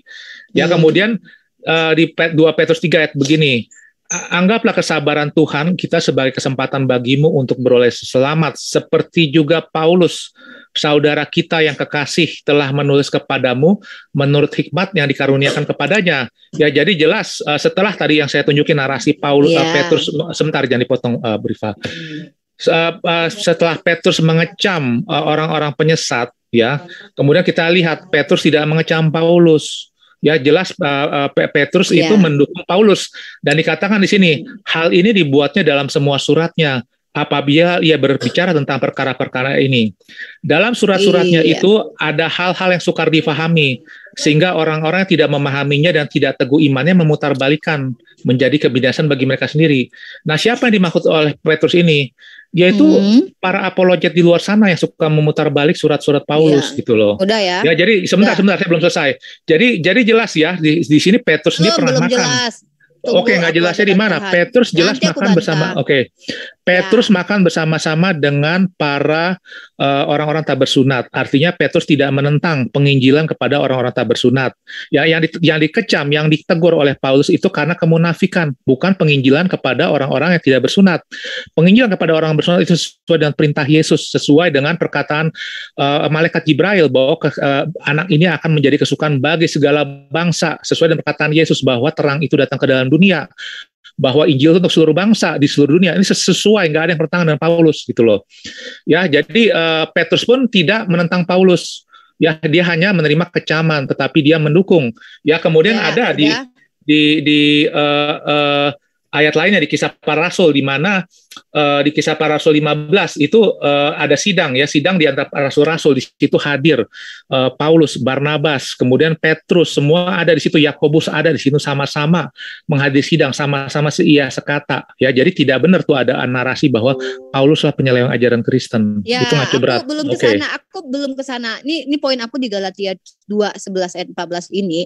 Kalau aku nggak bilang Petrus itu jahat. Justru Petrus itu menunjukkan hukum kasih. Dia walaupun Saulus udah jahat banget gitu ya, dia baik. Tapi apa perlakuan Paulus ke dia? Enak aja Paulus yang baru muncul ngaku-ngaku ketemu Yesus tiba-tiba mengatakan Petrus itu munafik. Di sini yang salah tuh bukan Petrus, Pak. Aku nggak bilang Petrus. Di sini kebaikan Petrus itu justru dibalas kurang ajar sama Paulus dengan mengatakan bahwa dia munafik. Dari mana dasar Paulus mengatakan Petrus itu munafik? Kita baca di sini kan dalilnya tadi. Tetapi waktu Kepas datang ke Antiokhia, aku berterang-terang menentangnya. Jadi dia sebab dia salah. Ini kata si Paulus. Karena sebelum beberapa orang dari kalangan Yakobus datang, ia makan sehidangan dengan saudara-saudara yang tidak bersunat. Nah, jadi si Petrus ini sebelum datang Yakobus dia makan. Nggak masalah memang dalam Islam itu kalau seandainya ada nabi diutus untuk Bani Israel, mereka tidak boleh juga istilahnya membenci atau nggak makan bersama dengan orang yang bukan Bani Israel. Memang kami percaya nabi-nabi itu orang-orang yang mengikuti ajaran para nabi itu bukan bersikap menggap-gapkan diri seperti orang Yahudi merasa lebih hebat daripada yang lain, bukan begitu. Kami percaya kalau nabi-nabi seperti itu. Tapi di sini tertulis ini kan Paulus yang berkata nih. Nah, dan dia mengundurkan diri dan menjauhi mereka karena takut akan saudara-saudara yang bersunat. Jadi Petrus ini nggak enak nih sama yang bersunat katanya kan. Dan orang-orang Yahudi yang lain pun turut berlaku munafik dengan dia. Sehingga Barnabas sendiri turut terseret oleh kemunafikan mereka. Barnabas dikatakan ikut munafik sebagaimana Kepas. Tetapi waktu kulihat bahwa kelakuan mereka itu tidak sesuai dengan kebenaran Injil. Nah, mereka ini siapa? Si Kepas, Barnabas, orang Yahudi lain itu dianggap nggak sesuai dengan kebenaran Injil, kata Paulus. Ya, aku berkata kepada Kepas di hadapan mereka. Nih si Paulus bicara nih sama Kepas nih. Katanya, jika engkau seorang Yahudi hidup secara kafir dan bukan secara Yahudi. Ini di sini kata si Paulus sama Kepas, kamu itu orang Yahudi tapi hidupmu aja udah secara kafir. Si Paulus mengatakan, ya kok Petrus kafir. Tahu nggak sih hukum kalau mengatakan saudaramu kafir, hukumnya apa? Harus dimasukkan ke dalam mahkamah agama. Kalau mengatakan saudaramu jahil apa? Harus masuk ke dalam neraka yang menyala-nyala. Itu hukum di dalam kitab kalian. Tapi apa yang dikatakan si Paulus? Jika engkau seorang Yahudi hidup secara kafir dan bukan secara Yahudi, gimana engkau dapat memaksa saudara yang tidak bersunat untuk hidup secara Yahudi? Di sini dijelaskan si Paulus bahwa Kefas ini seolah-olah memaksa orang di luar bersunat tuh, ya kalau kalian mau memang ikuti perintah Tuhan, ikut ajaran aku, ya kalian harus hidup seperti orang Yahudi. Artinya nggak menghilangkan hukum-hukum yang diajarkan oleh orang Yahudi. Itu di sini pembicaraan si Paulus ini kepada Kefas yang kita baca. Ya monggo kalau Bapak mau mempelintir lagi ayatnya ya nggak apa-apa. Nah, ingat lagi kemudian Bapak harus tahu Paulus ini sering kali loh Pak, sama Barnabas pun dia berselisih perkara Markus yang nggak mau diajak juga. Jadi di sini diajarkan apa? Kasihilah musuhmu. Jadi kasihilah musuhmu ini apa? Kenapa Paulus ini kepada orang Yunani, orang yang di zaman waktu itu menjadi penjajah yang menyiksa jemaat-jemaat Yesus, menyiksa Bani Israel, yang katanya Tuhan ini memuliakan Bani Israel, tapi orang Yunani secara sejarah, ini ada loh di dalam kitab Makabe, itu menyiksa orang Israel. Justru si Paulus ini ke merekanya, kasihilah musuhmu, ya, kasihilah musuhmu. Musuhmu dikasih saudara sendiri, dia apa? Itu dibilang tuh, dibilang munafik. Itu Paulus yang berkata. Kalau Petrus, nah iya aku bilang Petrus nggak salah. Kalau ada surat Petrus dia memuji Paulus, ya berarti dia baik dong. Dia mengajarkan ajaran kasih. Dia untuk orang yang bersunat. Ingat ya, Paulus sendiri yang bilang dia dikhususkan untuk orang bersunat. Lah, Paulus kapan berada ketika Yesus bicara, jadikanlah semua bangsa muridku? Dia nggak ada di situ. Dia ngaku-ngaku ketemu Yesus ketika Yesus naik ke surga. Padahal Yesus sudah bilang nih sebelum dia naik ke surga, jika ada yang mengatakan bertemu Mesias di sana, bertemu Mesias di situ, jangan kau percaya. Tiba-tiba ada yang ngaku-ngaku ketemu. Kalau memang, dan lagi pula Paulus ini mengaku dipilih Yesus dari sejak kandungan, Pak. Ini Paulus loh yang ngaku. Kalau memang Yesus itu milih Paulus dari sejak kandungan, ngapain dibiarin membunuh Stefanus? Itu Yesus masih hidup, ketemu aja kayak lu udah gue pilih lo, kenapa lu jadi kayak gini gitu kan?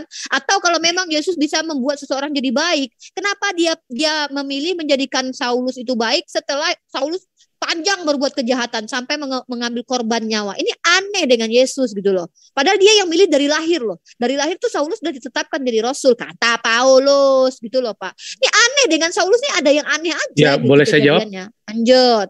Ya, sebentar sebelum dijawab, Ikhwan Fisabilillah, ini aku ingin menginfokan, alhamdulillah telah masuk juga ya amal jariyah dari Akhi Agustian, jazakallah khair. Dan ini amal jariah ini masuk untuk pembangunan Masjid Nur Maulida. Semoga Allah selalu memudahkan rezeki Akhina Agustian dan juga selalu diberkahi dalam mencari nafkahnya dan menjadi saksi amal ini di dunia dan akhirat. Amin, amin, Allahumma amin. Ya, silahkan Brethren Antonius. Ya, terima kasih ya. Jawaban saya singkat aja. Ya, jadi dari narasi yang panjang dari yang disampaikan Bu Rifa, saya melihat ada satu masalah ya. Ada satu, mohon maaf ya kalau saya pakai kata yang agak sedikit tajam, tetapi menurut saya ini fakta gitu ya. Ada sedikit cacat di situ gitu ya, cacat secara logika. Jadi saya menyebutnya logika Sutson. Ya, jadi mohon maaf ya, saya menggunakan istilah itu. Ada dua hal ya. Pertama tadi Rifa mempertentangkan antara Petrus sama Paulus. Jadi simpel aja logikanya. Berarti secara nggak langsung Bu Rifa menyatakan Petrus yang salah dong, ya kan? Petrus yang tidak mengikuti perintah Yesus. Sebentar, jangan dijawab ya. Nanti jawabnya nanti sebentar ya. Ada dua.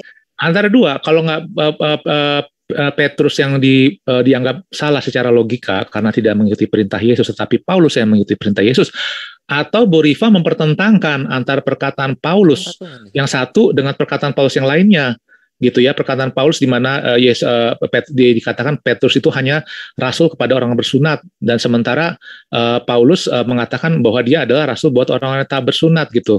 Jadi mempertentangkan itu sama aja, tidak membuktikan bahwa Paulus melanggar perintah Yesus untuk memberitakan Injil, begitu. Jadi itu sama aja mempertanyakan pertentangan antara perkataan-perkataan Paulus. Dari perkataan-perkataan Paulus itu lalu disimpulkan Paulus itu orang gila, gitu. Itu kan logika yang saya bilang logika Sutson, begitu ya. Bapak yang menyimpulkan ya Paulus gila ya. Tapi kalau epilepsi katanya iya ya. Sebentar, jangan lebar-lebar dulu, Rifa. Jadi Rifa menyalahkan sebenarnya jawabannya udah jelas ya.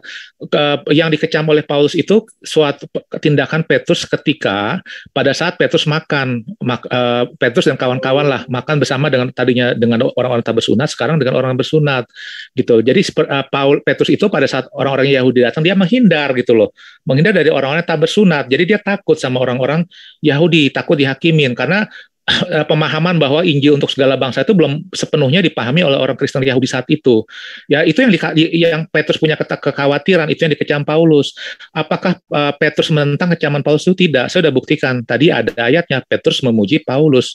Ya, jadi narasi bahwa terjadi pertentangan antara Petrus dan Paulus sehingga bla bla bla bla bla, itu yang saya sebut logika Sutson ya, logika Sutson, karena seolah-olah dinarasikan bahwa Petrus itu bermusuhan dengan Paulus. Itu tidak benar. Kemudian juga dikatakan bahwa Paulus bilang bahwa Paulus sudah melanggar perkataan Yesus bahwa tidak boleh mengatakan saudaramu kafir. Itu juga sama logika Sutson yang sifatnya memelintir. Tadi kan Bu Rifa mengatakan saya memelintir. Enggak, terbalik. Paulus tidak mengatakan Petrus kafir. Paulus mengatakan jika cara hidupmu seperti orang kafir, itu beda loh.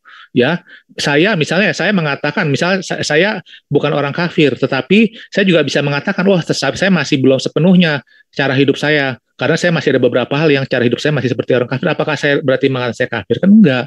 Itu dua statement yang berbeda, ya nggak boleh dipelintir. Nah, jadi ini yang saya sebut tadi logika Sutson, logika yang keliru begitu. Ya, terima kasih Rifa.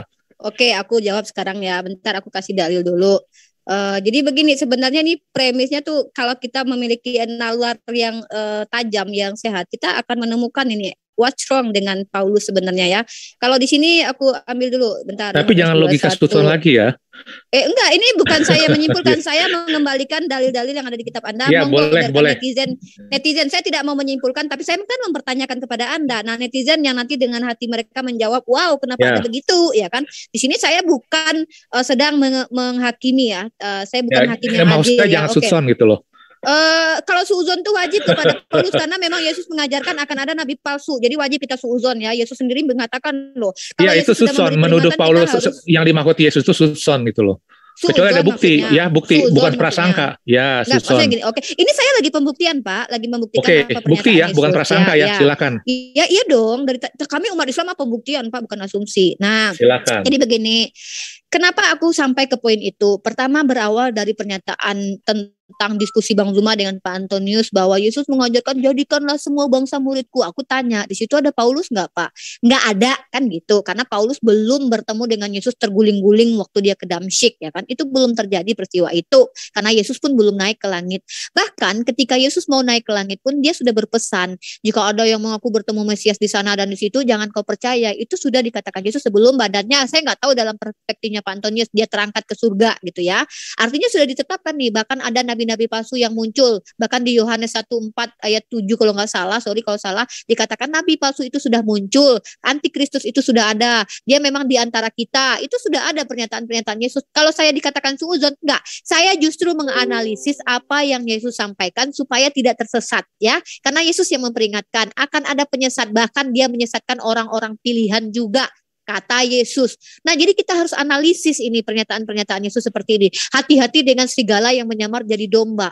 Ya, dari tadi orang ini tuh jahat awalnya, tiba-tiba jadi embek gitu. Serigala ini kan jahat. Karena ingin mendekati kawanan domba, dia berubah jadi domba nih. Jadi dia mendekati kawanan orang-orang yang baik. Tadi dia jahat awalnya, ngaku-ngaku baik pada akhirnya. Ini yang dimaksud dengan serigala menyamar jadi domba. Nah, ini yang saya kalau dibilang suudzon loh, Yesus sendiri loh memperingatkan. Masa saya nggak boleh mengikuti perintah Yesus ya kan? Saya kan mencintai Yesus ya, my sweet Yesus ya, tapi bukan Yesus yang mati di tiang salib ya. Jadi gini.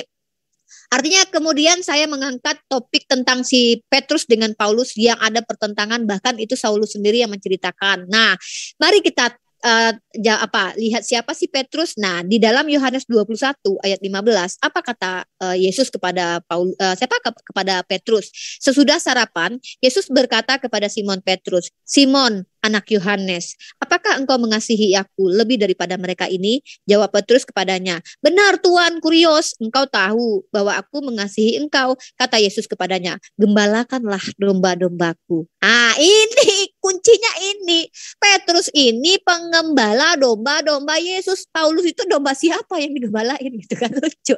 Nah, kemudian tiba-tiba ada orang ngaku bertobat dan memberitakan Injil atas nama Yesus. Dan dia tidak ada ketika Yesus bertitip pesan kepada seluruh muridnya untuk jadikanlah bangsa semua muridku. Dan ternyata dia sendiri, si Paulus ini sendiri mengakui bahwa sama seperti si Kepas yang telah diberikan anugerah untuk menginjili orang bersunat. Nah, di situ pengakuan Paulus lagi. Kalau ada pernyataan, loh kan ada Petrus menginjili yang nomor sunat. Jadi gini Pak, kalau ada orang bertobat ingin jadi pengikutnya orang baik, pengikut para nabi pada waktu itu, nabi-nabi ya nggak mungkin menolak lah. Tapi nabi-nabi Isa dan Nabi Musa itu jelas-jelas diberikan untuk Bani Israel. Ya itu jelas hal itu gitu. Maka itu yang dikonfirmasi dalam Al-Quran, karena mereka hanya untuk Bani Israel. Kenapa? Ya kan? Ya karena memang Bani Israel inilah, bukan berarti Tuhan itu rasis ingin menyelamatkan Bani Israel. Enggak, karena mereka lah pemegang hukum Taurat. Mereka yang tahu dari semula hukum Taurat, menjalankan perintah bersunat ya. Karena kan ada nih pernyataan dari Elohim kepada Abraham, ya kan? Aku akan mengadakan perjanjianku dengan engkau. Ginilah perjanjianku dengan engkau.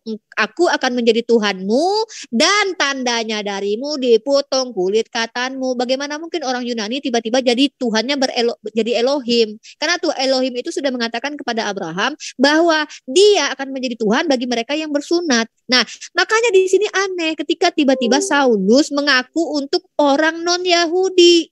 Dan lalu mengatakan, dan barang siapa yang bahkan berani-beraninya ya, ke pernyataan ini yang sangat mengerikan, pernyataan Paulus ya, di dalam Galatia 3:10, impactnya ini luar biasa loh. Karena semua orang yang hidup dari pekerjaan hukum Taurat berada di bawah kutuk. Nih, ini hebat sekali Paulus. Sedangkan si Petrus menjalankan, bahkan Timotius disuruh dia sunat, ya. Timotius disuruh dia sunat loh sama si Paulus ini. Bahkan ya, dia mengatakan, kamu orang Yahudi tapi hidupmu secara kafir. Bagaimana mungkin kamu memangsa orang kafir atau orang di luar Yahudi hidup seperti orang Yahudi? Seperti apa orang Yahudi hidup? Tentu menjalankan hukum Taurat dong Pak. Nah di Galatia 3:10 ini apa kata dia? Karena semua orang yang hidup dari pekerjaan hukum Taurat berada di bawah kutuk. Sebab ada tertulis, terkutuklah orang yang tidak setia melakukan segala sesuatu yang tertulis dalam kitab hukum Taurat. Kata Paulus dan iman Kristen mengatakan, kalau hukum Taurat itu wajib dilaksanakan semuanya. Wajib, kata kalian. Kalau satu tidak dikerjakan, maka terkutuklah. Ngapain Tuhan menurunkan hukum seperti itu kalau dia tahu tidak akan ada manusia yang mampu melakukannya, Pak, bertahun-tahun. Untuk apa? Biar dia melaksanakan drama pembunuhan ini. Kan ini adalah naluri kita sebagai manusia tentang ketuhanan, kembali ke esensi ketuhanan. Masa Tuhan seperti ini? Kan begitu. Ini yang bicara tentang hukum Taurat yang terkutuk itu siapa? Paulus. Nah, lagi saya akan menyampaikan premis saya secara garis besarnya. Di sini keanehan terhadap Paulus. Karena di tangan Paulus lah pernyataan bahwa kalau seandainya sia-sialah perkabaran ini, kalau Yesus itu tidak mati disalib, maka sia-sialah Injil yang ceritakan. Masa bodoh teing dengan pemberitaan Injil dari Paulus. Karena padahal domba-domba Yesus sudah dititipkan kepada Petrus. Tiba-tiba ada perselisihan ini terkait tentang orang bersunat dan tidak bersunat. Ini pun harusnya Petrus lebih mengerti loh dari Paulus, karena Petrus ini Yesus yang pilih. Bahkan di dalam Wahyu 12 yang saya bacakan tadi, itu cuma 12 rasul Pak yang disebutkan. Paulus di mana dia diletakin? Dia bukan termasuk dari 12 rasul. Ini tentang itu lagi. Nah, sebentar Rifa, pertanyaannya apa dan tidak susunnya apa? Oke, maksudnya gini, saya boleh minta waktu, dikasih waktu nggak? Pakai waktu boleh nggak? Ya, supaya nggak panjang lebar. Legitimasi bahwa Paulus ini adalah seorang rasul yang benar karena satu, ketika Yesus memerintahkan jadikan semua bangsa muridku, dia belum ada. Lalu Yesus belum naik ke langit mengatakan hati-hati dengan Mesias nabi palsu yang datang dengan membawa namaku, dan hati-hati dengan serigala yang menyamar menjadi domba. Hati-hatilah mereka, siapa yang berasal dari serigala yang dinubuatkan dalam kitab Kejadian itu Paulus, karena dia dari Benyamin. Benyamin itu dibuatkan menjadi serigala. Serigala yang akan mengoyak-ngoyakan. Itu ada nubuatan-nubuatan seperti itu. Apa legitimasi Anda yang mengatakan bahwa Saulus lebih benar pernyataan dia di dalam surat Galatia dibanding Petrus, ya, karena dia mengatakan Petrus itu munafik. Ya, ingat ya, dia mengatakan loh, kemunafikan mereka.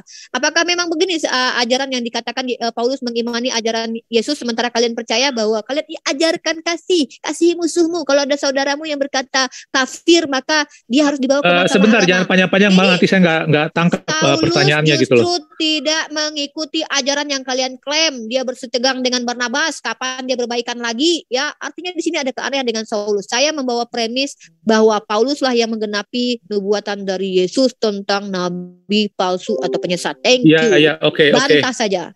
Pak, bisa dikasih waktu aja nggak ya, biar misalnya nggak panjang-panjang, karena kalau panjang juga jadi saya juga nggak nangkep gitu loh, maksudnya ke arah mana gitu poinnya, atau ada yang saya lupa gitu nanti. Mungkin dikasih waktu misalnya 2 menit atau 3 menit gitu. Dan saya juga mungkin nggak bisa lama-lama juga di sini, sebelum jam 2 saya harus cabut. Ya boleh dikasih waktu ya nanti ya. Gini, ada beberapa pertanyaan nih soalnya ya. Jadi satu yang saya tangkap dari Rifa ini, saya belum nangkap ini. Tadi kan Sutson ya, saya bilang Sutson. Buktinya apa? Belum ada, malah ditanya balik gitu ya. Suzon. Iya, itu buktinya Suzon. saya sampaikan tadi tuh. Iya, buktinya justru pertanyaan balik gitu ya. Jadi pertama legitimasi, bukan pertanyaan, pernyataan yang monggo disanggah gitu loh. Pernyataan bukan pertanyaan tadi. Iya, kalau itu pernyataan berarti pernyataan yang Susan juga ya. Jadi gini, ada 3 tadi ya. Pertama legitimasi Paulus sebagai rasul yang benar ya, itu pertanyaan atau pernyataan bahwa Paulus bukan rasul yang benar, yang saya bilang pernyataan zuzon. Jadi begini ya, ini sebenarnya simpel aja. Paulus itu diutus oleh Yesus pada saat Saulus ketemu Yesus di dalam perjalanan menuju Damsyik, dan itu bukan Saulus seorang diri. Maksudnya gini, maksud saya bukan seorang diri. Ini kesaksian Saulus ini diteguhkan oleh murid Yesus yang lain yang bernama Ananias. Ya, dia mendapat perintah langsung dari Yesus gitu loh untuk mendatangi Paulus. Dan Yesus juga bukan selain ngomong sama Paulus, juga ngomong sama Ananias bahwa orang ini akan menjadi memberitakan tentang Yesus kepada segala bangsa gitu ya. Kemudian juga diteguhkan oleh Rasul Petrus. Ya, tadi saya sudah nunjukin buktinya Rasul Petrus, dan juga diteguhkan oleh rasul-rasul lain. Ya, tadi saya udah tunjukin ya, cuman saya belum tampilkan kisah para rasul 15. Kisah Rasul 15 itu menyatakan sidang rasul-rasul itu dihadiri oleh Paulus, Petrus, Yakobus, Barabas dan sebagainya. Ya, jadi judulnya tentang sidang rasul-rasul, artinya Paulus diakui sebagai salah satu rasul-rasul dari sidang rasul-rasul tersebut. Ya, Paulus itu tidak dikecam, tidak ditentang dan sebagainya, diakuin. Jadi jelas pernyataan Paulus itu sangat legitimasi. Kemudian di pertanyaan kedua, siapakah serigala itu? Jangan simpel. Serigala adalah semua penyesat, ya, semua penyesat yang berbagai hal. Pada abad pertama Masehi, ya, para rasul-rasul itu menghadapi berbagai penyesat, ya, penyesat dari ajaran Gnostik, baik itu ajaran paham doketisme, kemudian ada yang disebut dengan ajaran dari dari neraka atau pokoknya ada banyak yang sifatnya gnostis, itu yang dihadapi para rasul ya pada saat itu. Nah, di situ yang dimaksud rasul-rasul palsu, serigala yang menyamar sebagai domba gitu.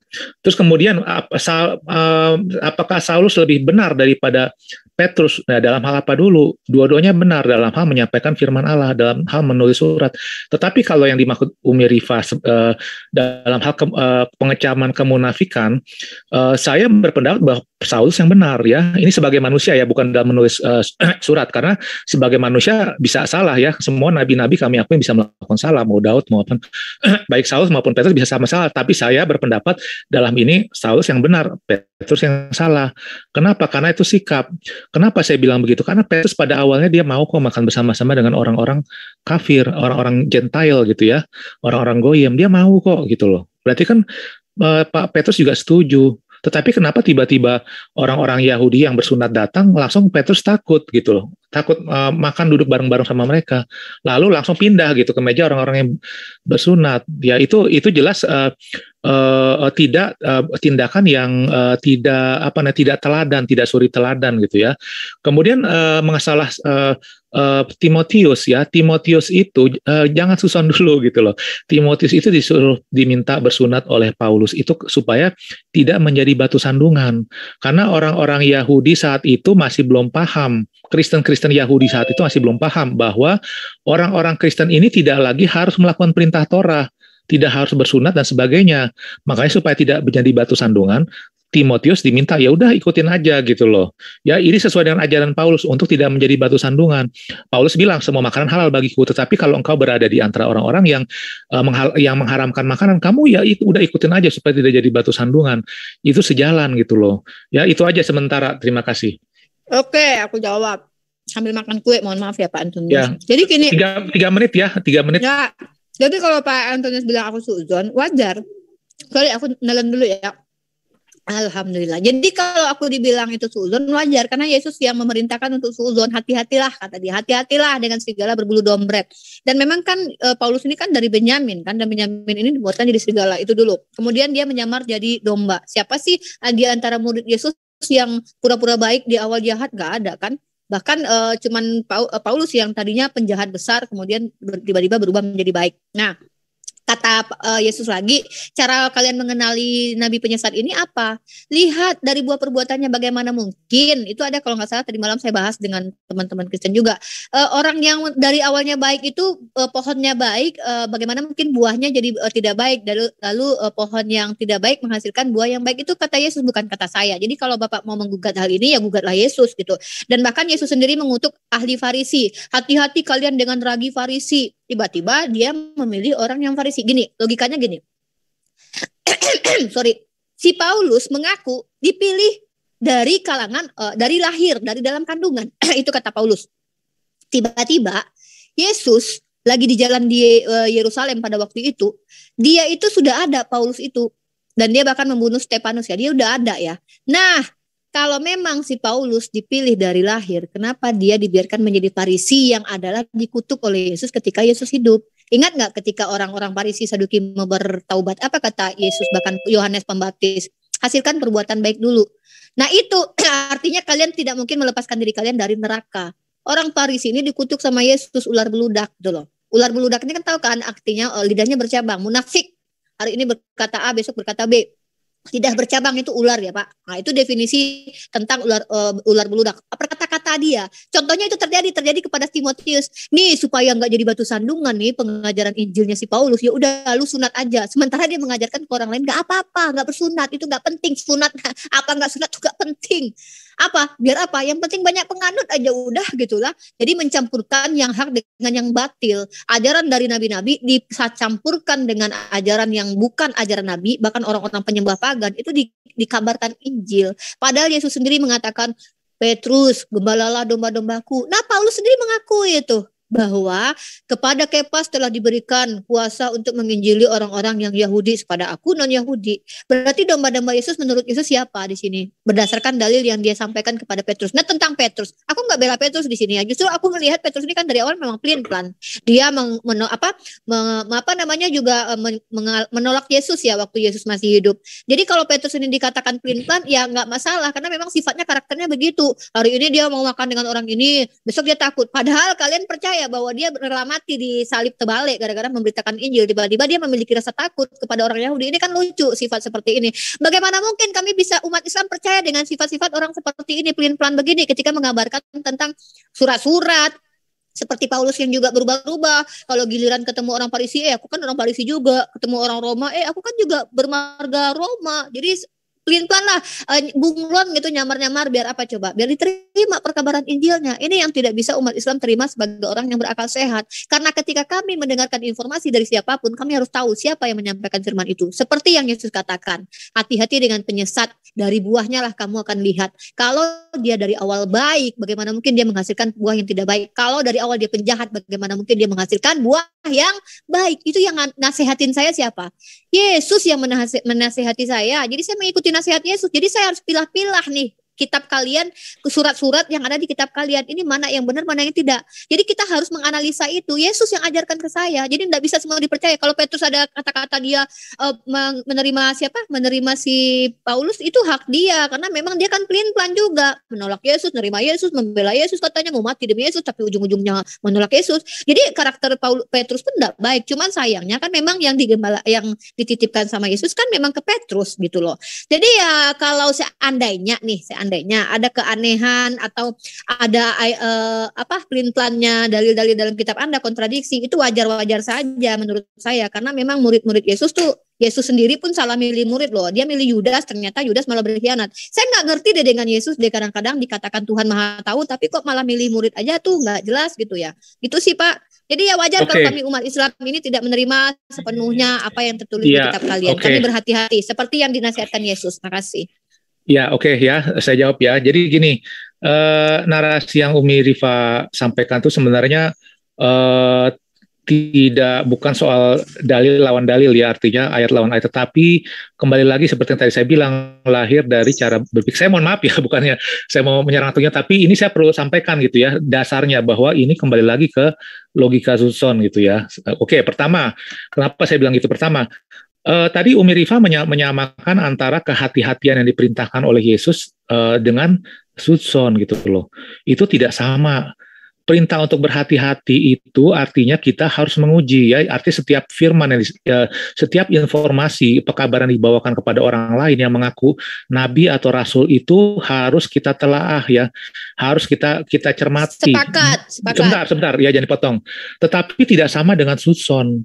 Kalau Zutson itu artinya kita sudah punya pikiran jelek gitu loh, sudah punya tuduhan terhadap orang itu, bahkan sesuatu yang belum terbukti kita sudah punya pikiran jelek. Nah itu harus dibedakan.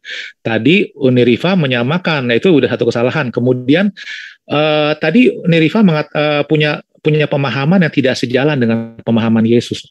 Kalau Uniriva kan berpemahaman begini, kalau orang sudah berbuat jahat, maka tidak ada pintu taubat gitu loh. Ya seolah begitu ya, saya nggak bilang begitu, tapi seolah begitu, bahwa seolah kalau orang itu sudah punya kelakuan yang tidak baik, maka dia tidak bisa berubah, maka dia selalu seperti itu gitu. Jadi seperti hitam dan putih, kalau hitam hitam, putih putih gitu. Tetapi Yesus tidak begitu. Ya, Yesus mengatakan sebaliknya, orang-orang yang berdosa sekalipun kalau dia bertobat diterima dan bisa menjadi muridnya. Banyak contohnya ya, Matias pemungut cukai, Maria Magdalena dan sebagainya gitu ya. Termasuk yang di sebelah kanan Yesus, dia bilang pada hari ini juga engkau akan bersama kerajaan surga. Artinya pintu tobat itu terbuka lebar gitu loh. Betul sekali bahwa buah itu dari perbuatannya kita lihat, tetapi perbuatan yang pada saat kapan? Pada saat dia belum bertobat atau sudah bertobat. Kalau dia belum bertobat, ya jelas jangan kau dengarkan gitu. Tetapi pada saat dia bertobat dan dia sudah menunjukkan buah pertobatannya, kita dengarkan gitu loh. Nah, Paulus ini itu adalah orang yang sudah bertobat. Setelah bertobat, Yesus berhak, bukan hanya berhak, maksudnya Yesus punya justifikasi untuk mengutus orang yang sudah bertobat ini untuk menjadi rasulnya. Ya, jadi nggak bisa kita bilang buah yang di masa lampau yang telah dilakukan Paulus itu jadi tolak ukur untuk apa yang Paulus lakukan setelah bertobat. Itu gugur besar gitu loh. Dan itu kembali lagi sudah dikukuhkan oleh Petrus dan para murid-muridnya. Ya, jadi sekali lagi apa yang punya pemikiran tidak baik itu tidak sebentar saya terima. Itu tidak ada dasarnya dan sifatnya hanya susun. Dan saya hanya menyarankan kepada Uniriva dan rekan-rekan lain, ikutilah teladan Nabi Muhammad dan kitab Quran yang tidak bersusun terhadap Paulus gitu loh. Ya oke, begitu saya, terima kasih.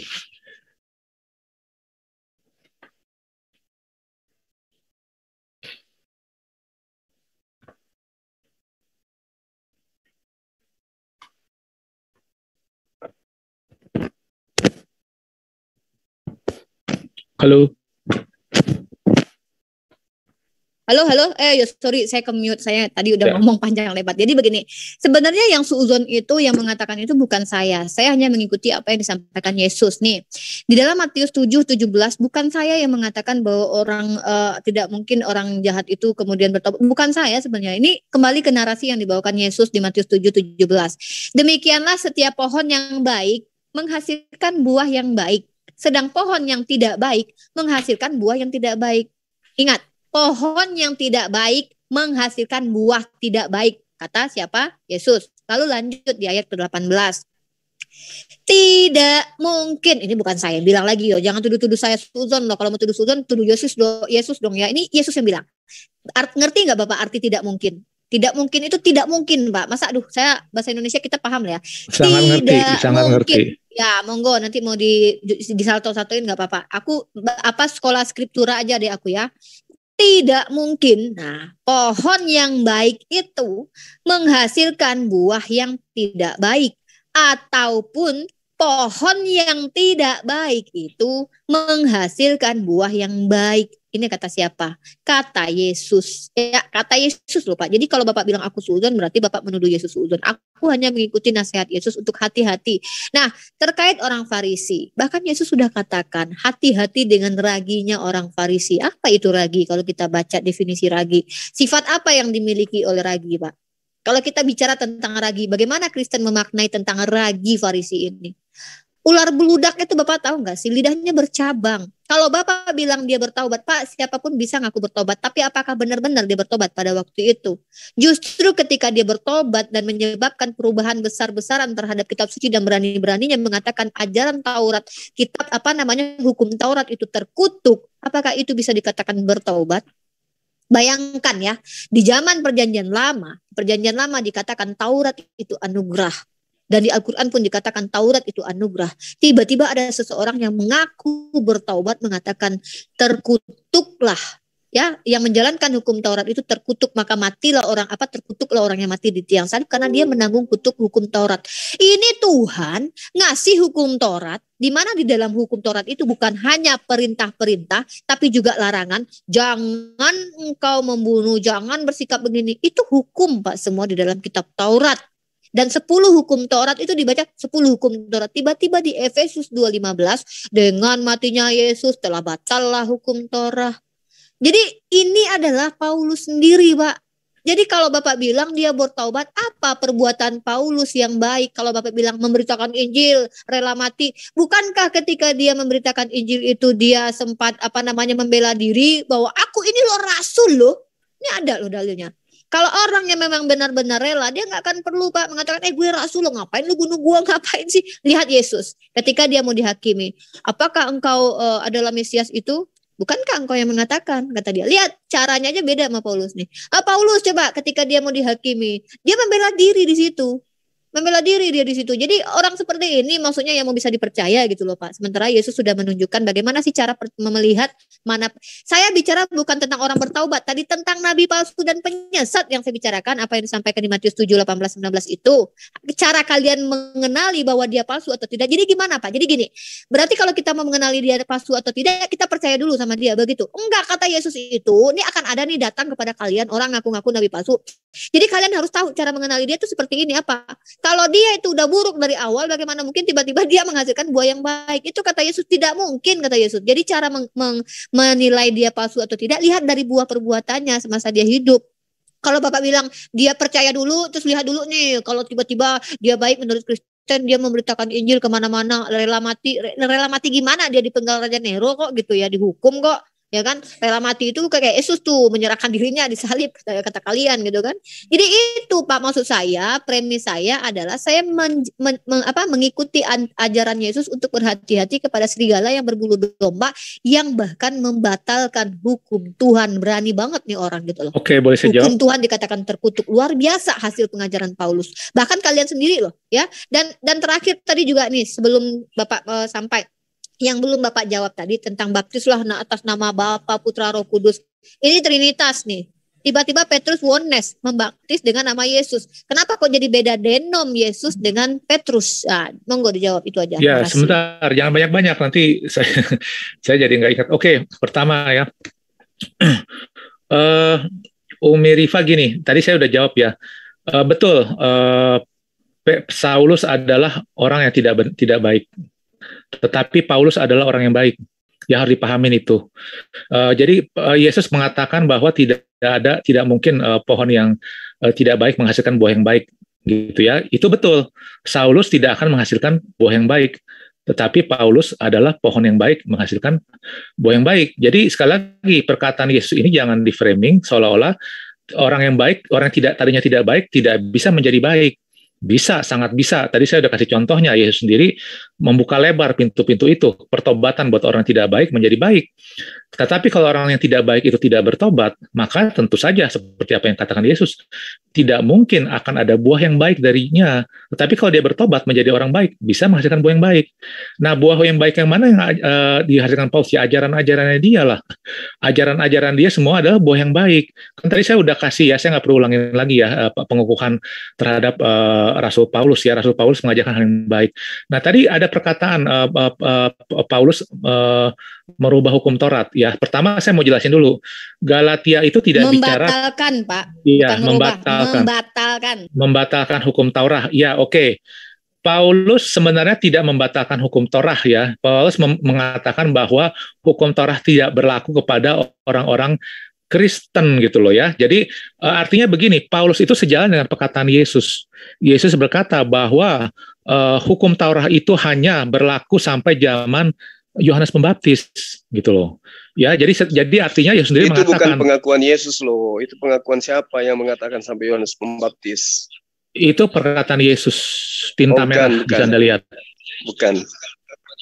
Anda temukan di dalam tulisan siapa? Lukas. Iya, Lukas. Saya lupa Lukas berapa.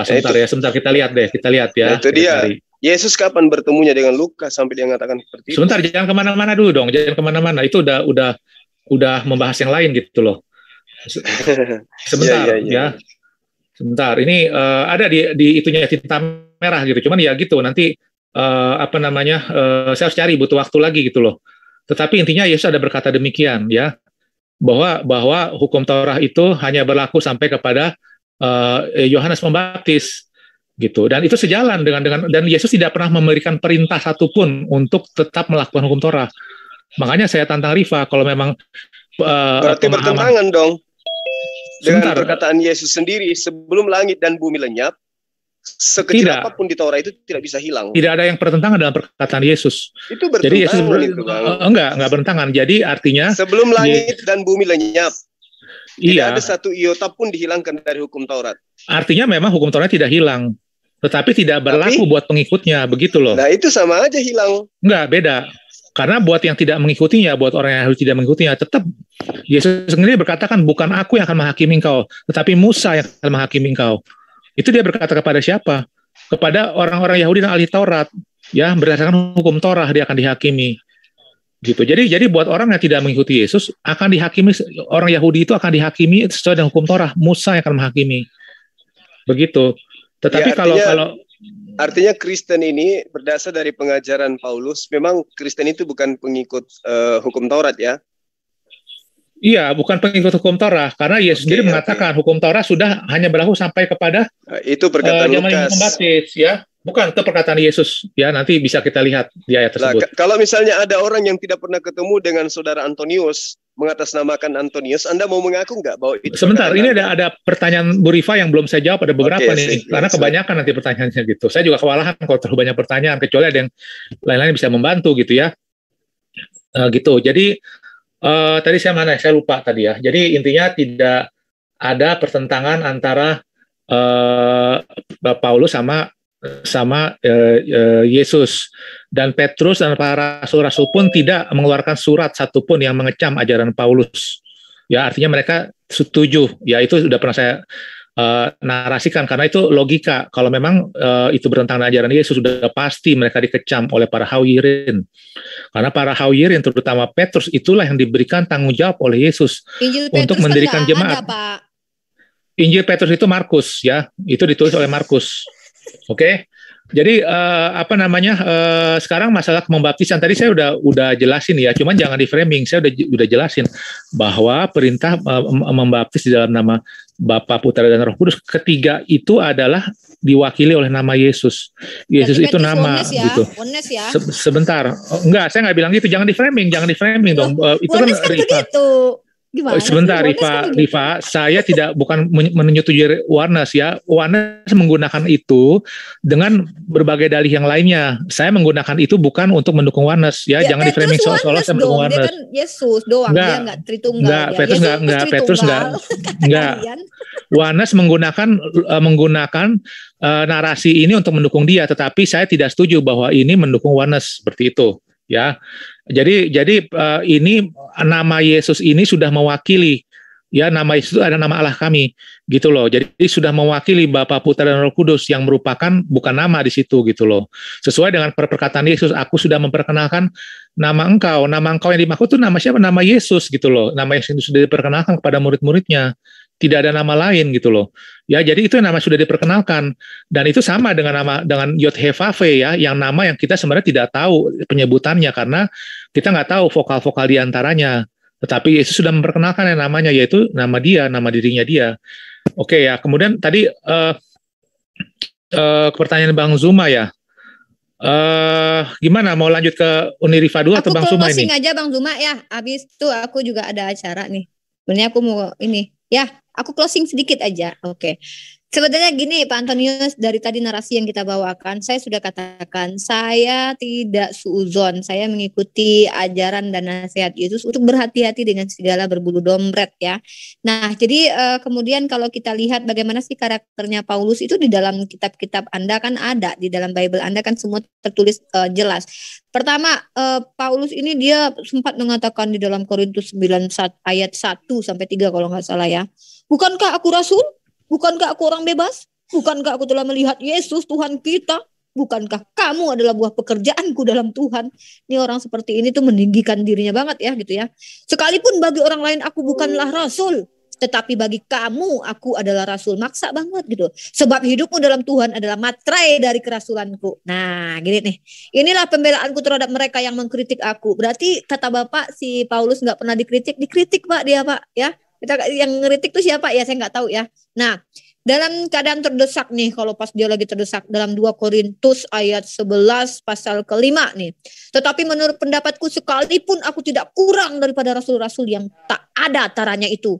Wah, ini nih gimana ini kalau orang seperti ini, orang yang dingin-dingin badannya, kita ngeri juga nih orang-orang gini ya, ngaku-ngaku terus tiba-tiba gue ini rasul loh. Nah, 2 Korintus 12 ayat 11. 2 Korintus pasal 12 ayat 11 ya.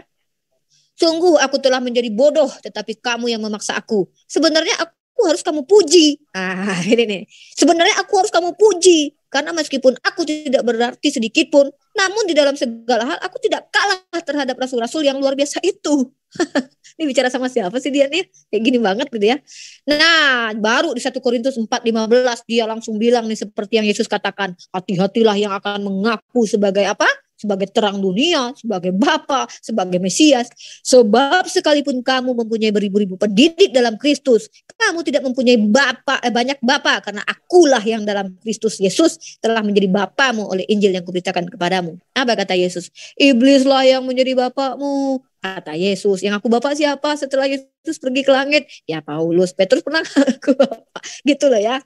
Nah itu, jadi apa kata dia lagi tuh? Sebab itu aku menasihatkan kamu, turutilah teladanku. Kata Paulus lagi nih. Ini ngeri Pak. Ini kalau saya ya dihadapin sama orang-orang seperti ini.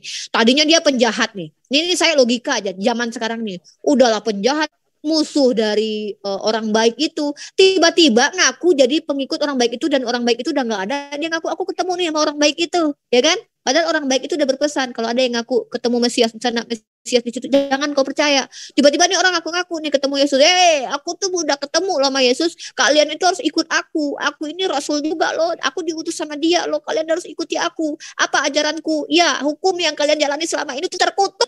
Gitu loh, gimana coba? Apakah saya akan mengikuti Bapak ini? Oh tidak, saya lihat kata Yesus, lihat buah perbuatannya, hasilkan dulu perbuatan baik, baru bisa dikatakan bertaubat. Gimana mau menilai Paulus dikatakan dia sudah menghasilkan buah yang baik, Pak? Ketika dia bertaubat mengaku ketemu Yesus, justru dia mengutuk hukum Taurat yang orang Yahudi hidup dengan itu.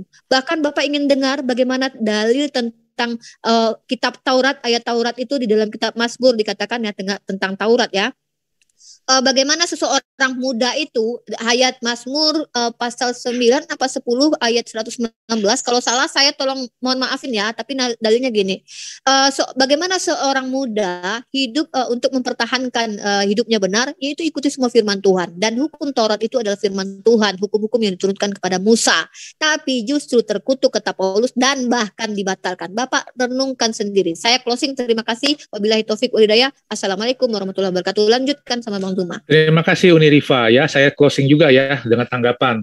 Ya, jadi apa yang Uni Rifa sampaikan itu semua itu seperti apa yang saya katakan ya, itu pemikiran-pemikiran yang sifatnya zuzon atau berpikir hal yang negatif karena sudah dilandasi oleh pemikiran suuzon karena sudah dilandasi oleh saya sudah orang Yunani. Sudah mirip Muslim belum? Suuzon, oke. Belum, ya, Bapak masih belum ya, oke. Nanti saya belajar.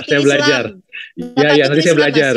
Orang Kristen yang ingin seperti orang Islam karena melihat betapa indahnya Islam itu. Giliran saya ya jangan dipotong ya.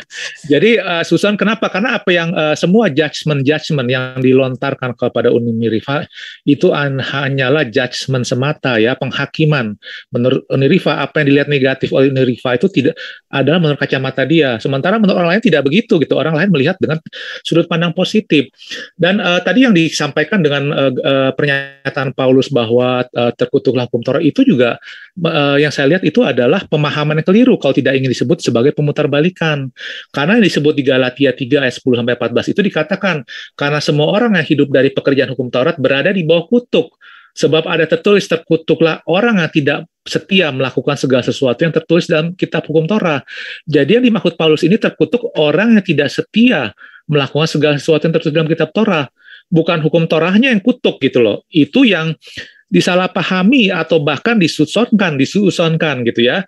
Nah sekarang saran saya jangan kita suuzon gitu loh. Kita ikuti para rasul-rasul yang lain.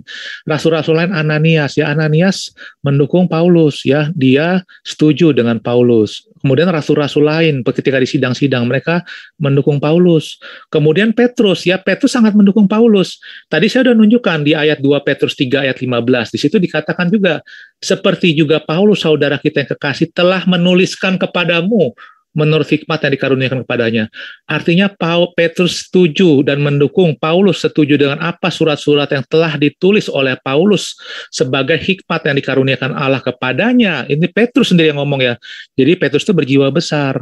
Walaupun dia telah dikritik, dia tidak dendam, tetapi dia mengakui tulisan Paulus sebagai hikmat. Nah, kemudian Uniriva dan kawan-kawan yang lain itu menggenapi apa yang dikatakan Petrus di surat 3 ayat 16. Di situ dikatakan dalam surat-suratnya itu ada hal-hal yang sukar difahami, maksudnya surat-surat Paulus, sehingga orang-orang tidak memahaminya dan tidak teguh imannya memutarbalikannya, menjadikan kebinasan mereka sendiri.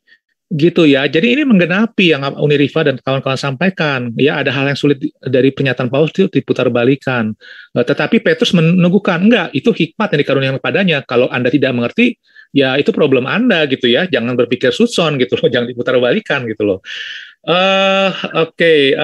Saya rasa begitu aja ya, tidak ada bukti gitu loh. Paulus itu adalah penyesat ya. Paulus itu hanya dituduh kok nggak mau dibilang fitnah. Jadi dituduh aja gitu, nggak ada dalilnya gitu loh. Oke, terima kasih. Oke, aku udah ya, aku closing. Assalamualaikum warahmatullahi wabarakatuh. Ya, waalaikumsalam. Saya rasa waktu saya nggak banyak nih, cuma 15 menit. Uni, hati-hati di jalan Uni. Waalaikumsalam warahmatullahi wabarakatuh. Ya, saya mohon diri ya. Nanti mungkin kalau misalnya ada malam saya join lagi. Baik. Makasih Bang Antonius. Terima kasih Bang Suma. Ya, hati-hati. Selamat siang. Assalamualaikum. Ya. Tunggu. Pak Antonius Ya. ini lucu. Kan Pak Antonius tuh udah ke Islaman tuh. Kenapa nggak syahadat aja gitu Pak Antonius? Sayang banget gitu loh Pak. Udah ngaku-ngaku tauhid gitu. Kalau udah ada yang menggugurkan, kemarin saya udah bilang kalau udah ada yang menggugurkan bahwa keselamatan tuh hanya di bawah kolong langit itu keselamatan hanya bisa ditemukan di dalam nama Yesus. Kalau yang bisa menggugurkan itu saya bisa tobat gitu loh. Dengan cara menyembahnya gitu. Iya, betul. Di mana Yesus mengajarkan untuk menyembah dirinya? Tadi saya udah tunjukin ayatnya ya di Lukas. Di mana nggak ada. Lukas itu Yesus bilang menyembah Allah gitu loh. Nah, ya. Itu makanya aku bilang Allah dan Yesus itu beda. Karena kalian tidak berpikir gitu. Kami adalah umat yang berpikir. Ya, Yesus sudah menyatakan dia adalah Bapa. Jadi Bapa pernah dilahirkan manusia. Ya, kalau Yesus adalah Allah, berarti otomatisnya kita harus menyembah dia dong. Bener gak? Gitu. Jadi Bapa pernah dilahirkan. Gitu, pernah menjadi manusia lebih tepatnya begitu. Dilahirkan. Sebagai manusia. Loh, Bapak pencipta langit dan bumi pernah menjadi manusia? Pernah ya. Oke, nanti kita lanjutkan ya. Berarti nggak apa-apa. Berarti Tuhan pernah berhenti jadi Tuhan gitu? Nggak pernah berhenti ya. Itu salah. Tadi katanya jadi manusia. Jadi manusia tapi tidak berhenti. Ya, itu yang harus dipahamin. Ini gap keilmuan yang ada ya dengan kalian ini yang menyebabkan ya, kalian kebingungan gitu. Tapi nanti nggak apa-apa, saya akan jelaskan. Saya akan jelaskan nanti malam ya. Saya akan jelaskan. Nanti malam. Soalnya saya juga buru-buru nih, saya udah harus melakukan sesuatu yang lain. Terima kasih ya. Waalaikumsalam. Ya. Waalaikumsalam. Ini Bang Zuma, boleh nggak? Ya, sebelumnya Bang Zuma aku kenalin Pak Antonius itu ya. Dia itu nggak mau mengaku ajarannya itu Trinitas Bang. Dia bilang ajaran dia tauhid Bang. Satu. Tapi Tuhannya jadi manusia gitu. Ya lanjut Bang, closing. Oke, assalamualaikum. Waalaikumsalam. Jadi sahabat-sahabat sebelum diambil alih, izinkan saya untuk closing ya. Karena di live chat ini lagi semangatnya teman-teman di sana lagi cakar-cakaran sambil tertawa gitu. Jadi membahas dan mendengarkan paparan adik saya Uniriva itu sangat rasional sekali berdasarkan data. Dan itu tidak bisa dibantah kecuali dengan asumsi dan landasan imani saja. Seperti ketika kemudian ada saudara Antonius ngotot kemudian mengatakan bahwa Bapa itu dilahirkan, tapi dia plesetkan menjadi manusia, tapi faktanya dilahirkan. Lalu kemudian mana buktinya? Lari ke Lukas iki siopo, gak bisa menjelaskan. Nah, terkait dengan tema kita hari ini, sahabat-sahabat sekalian, kita sudah melihat bagaimana Pak Martin, bagaimana Bu Uti, bagaimana yang lain-lain itu tidak bisa memberikan cahaya terang terhadap ajaran Yesus terkait dengan keberadaan Kristen. Berjalannya waktu, rupa-rupanya diakui oleh Antonius maupun tidak diakui oleh Antinius, kita sudah mendengarkan bagaimana Adinda Unirifa menjelaskan bahwa Paulus mengaku diutus kepada non-Yahudi, yaitu orang-orang yang tidak bersunat. Berarti yang rasul yang datang mengajarkan penyembahan terhadap Yesus itu benar adalah Paulus. Sementara Petrus yang diberikan amanah untuk melanjutkan tongkat estafet pengajaran pengembalaan kepada Bani Israel itu dikhususkan hanya kepada orang-orang yang bersunat, yaitu Bani Israel. Berarti mereka mendengarkan dan menerima dan mengimani tentang konsep ketuhanan Yesus itu berdasar terhadap pengajaran Paulus yang diutus kepada orang-orang berkulub.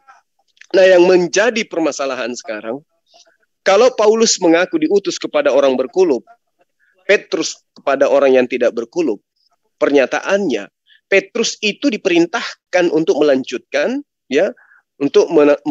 mendirikan rumah jemaat kepada orang-orang yang tidak berkulub. Nah, adakah Yesus kemudian memerintahkan kepada Paulus untuk mengajarkan kepada non-Yahudi, orang-orang berkulub ini tentang ketuhanan akan dirinya? Ternyata tidak. Berarti di situ ada mata rantai yang tidak tersambung. Karena itulah kemudian di awal saya katakan, adakah ajaran dari manakah Kristen ini berasal? Berjam-jam tidak ada di antara teman Kristen yang mampu mengurai sampai kepada sampai kepada titik di mana Yesus memang betul-betul mengajarkan tentang kekristenan. Nah, di dalam Kisah Para Rasul bab 18 nomor 13 diterangkan begini. Paulus berusaha meyakinkan orang untuk beribadah kepada ilah dengan jalan yang bertentangan dengan hukum Taurat. Paulus ini sudah dikecam dari sejak mula. Kisah Para Rasul 9 nomor 22, akan tetapi Paulus semakin besar pengaruhnya dan dia membingungkan orang-orang Yahudi yang tinggal di Damsyik. Itu yang perlu dipahami. Lalu kemudian murid-murid Yesus pada awal mula itu sudah menyerukan di Kisah Para Rasul 21 pasal 28. Hai orang-orang Israel, tolong, inilah orang yang di mana-mana mengajar semua orang untuk menentang bangsa kita. Yang dimaksud di sini adalah Paulus. Dan menentang hukum Taurat. Yang dimaksud di sini adalah Paulus. Dan sekarang kata-kata pengikut-pengikut Yesus pada masa itu, dan sekarang si Paulus ini membawa orang-orang Yunani masuk ke dalam bait Allah dan menajiskan tempat suci ini. Jadi orang-orang Yunani, pengikut Paulus itu dianggap najis. Mereka dianggap najis karena masuk ke dalam bait suci, di mana bait suci itu nggak boleh masuk kalau tidak membasuh tangan dan kaki, dan kalau tidak bertahir, diantaranya adalah bersunat kulub. Jadi orang-orang Yahudi menganggap non-Yahudi yang berkulub itu najis ketika mereka masuk ke dalam bait sucinya mereka. Nah, Kisah Para Rasul 23 nomor 11 diterangkan begini. Kisah Para Rasul 21 nomor 28 maksud saya. 23 nomor 12. Dan setelah hari siang, orang-orang Yahudi mengadakan komplotan, kemudian bersumpah dengan mengutuk diri. Bayangkan, orang-orang yang taat kepada hukum Taurat itu bersumpah dengan mengutuk diri dan mengatakan bahwa mereka tidak akan makan, mereka tidak akan minum sebelum mereka membunuh Paulus. Jadi Paulus ini memang adalah orang yang dikecam oleh praktisi Yudaism dari sejak semula. Kemudian orang-orang Kristen di negara kita ini menjadi pengikut oknum yang dikecam oleh pemegang hukum Taurat. Kenapa? Karena itulah tadi yang saya katakan. Data akurat menyatakan bahwa Paulus ini menganggap hukum Taurat itu sebagai kutukan. Menganggap hukum Taurat itu sebagai penyebab dosa. Menganggap hukum Taurat itu adalah sengat maut. Karena itulah kemudian Paulus berusaha keras untuk menghapuskan hukum Taurat agar ajarannya diterima oleh non-Yahudi. Makanya hari ini kita melihat bagaimana Antonius ketika saya tanya, apakah Yesus itu menghilangkan hukum Taurat? Sementara Yesus mengatakan, sebelum langit dan bumi lenyap, tidak setitik pun meski yang paling terkecil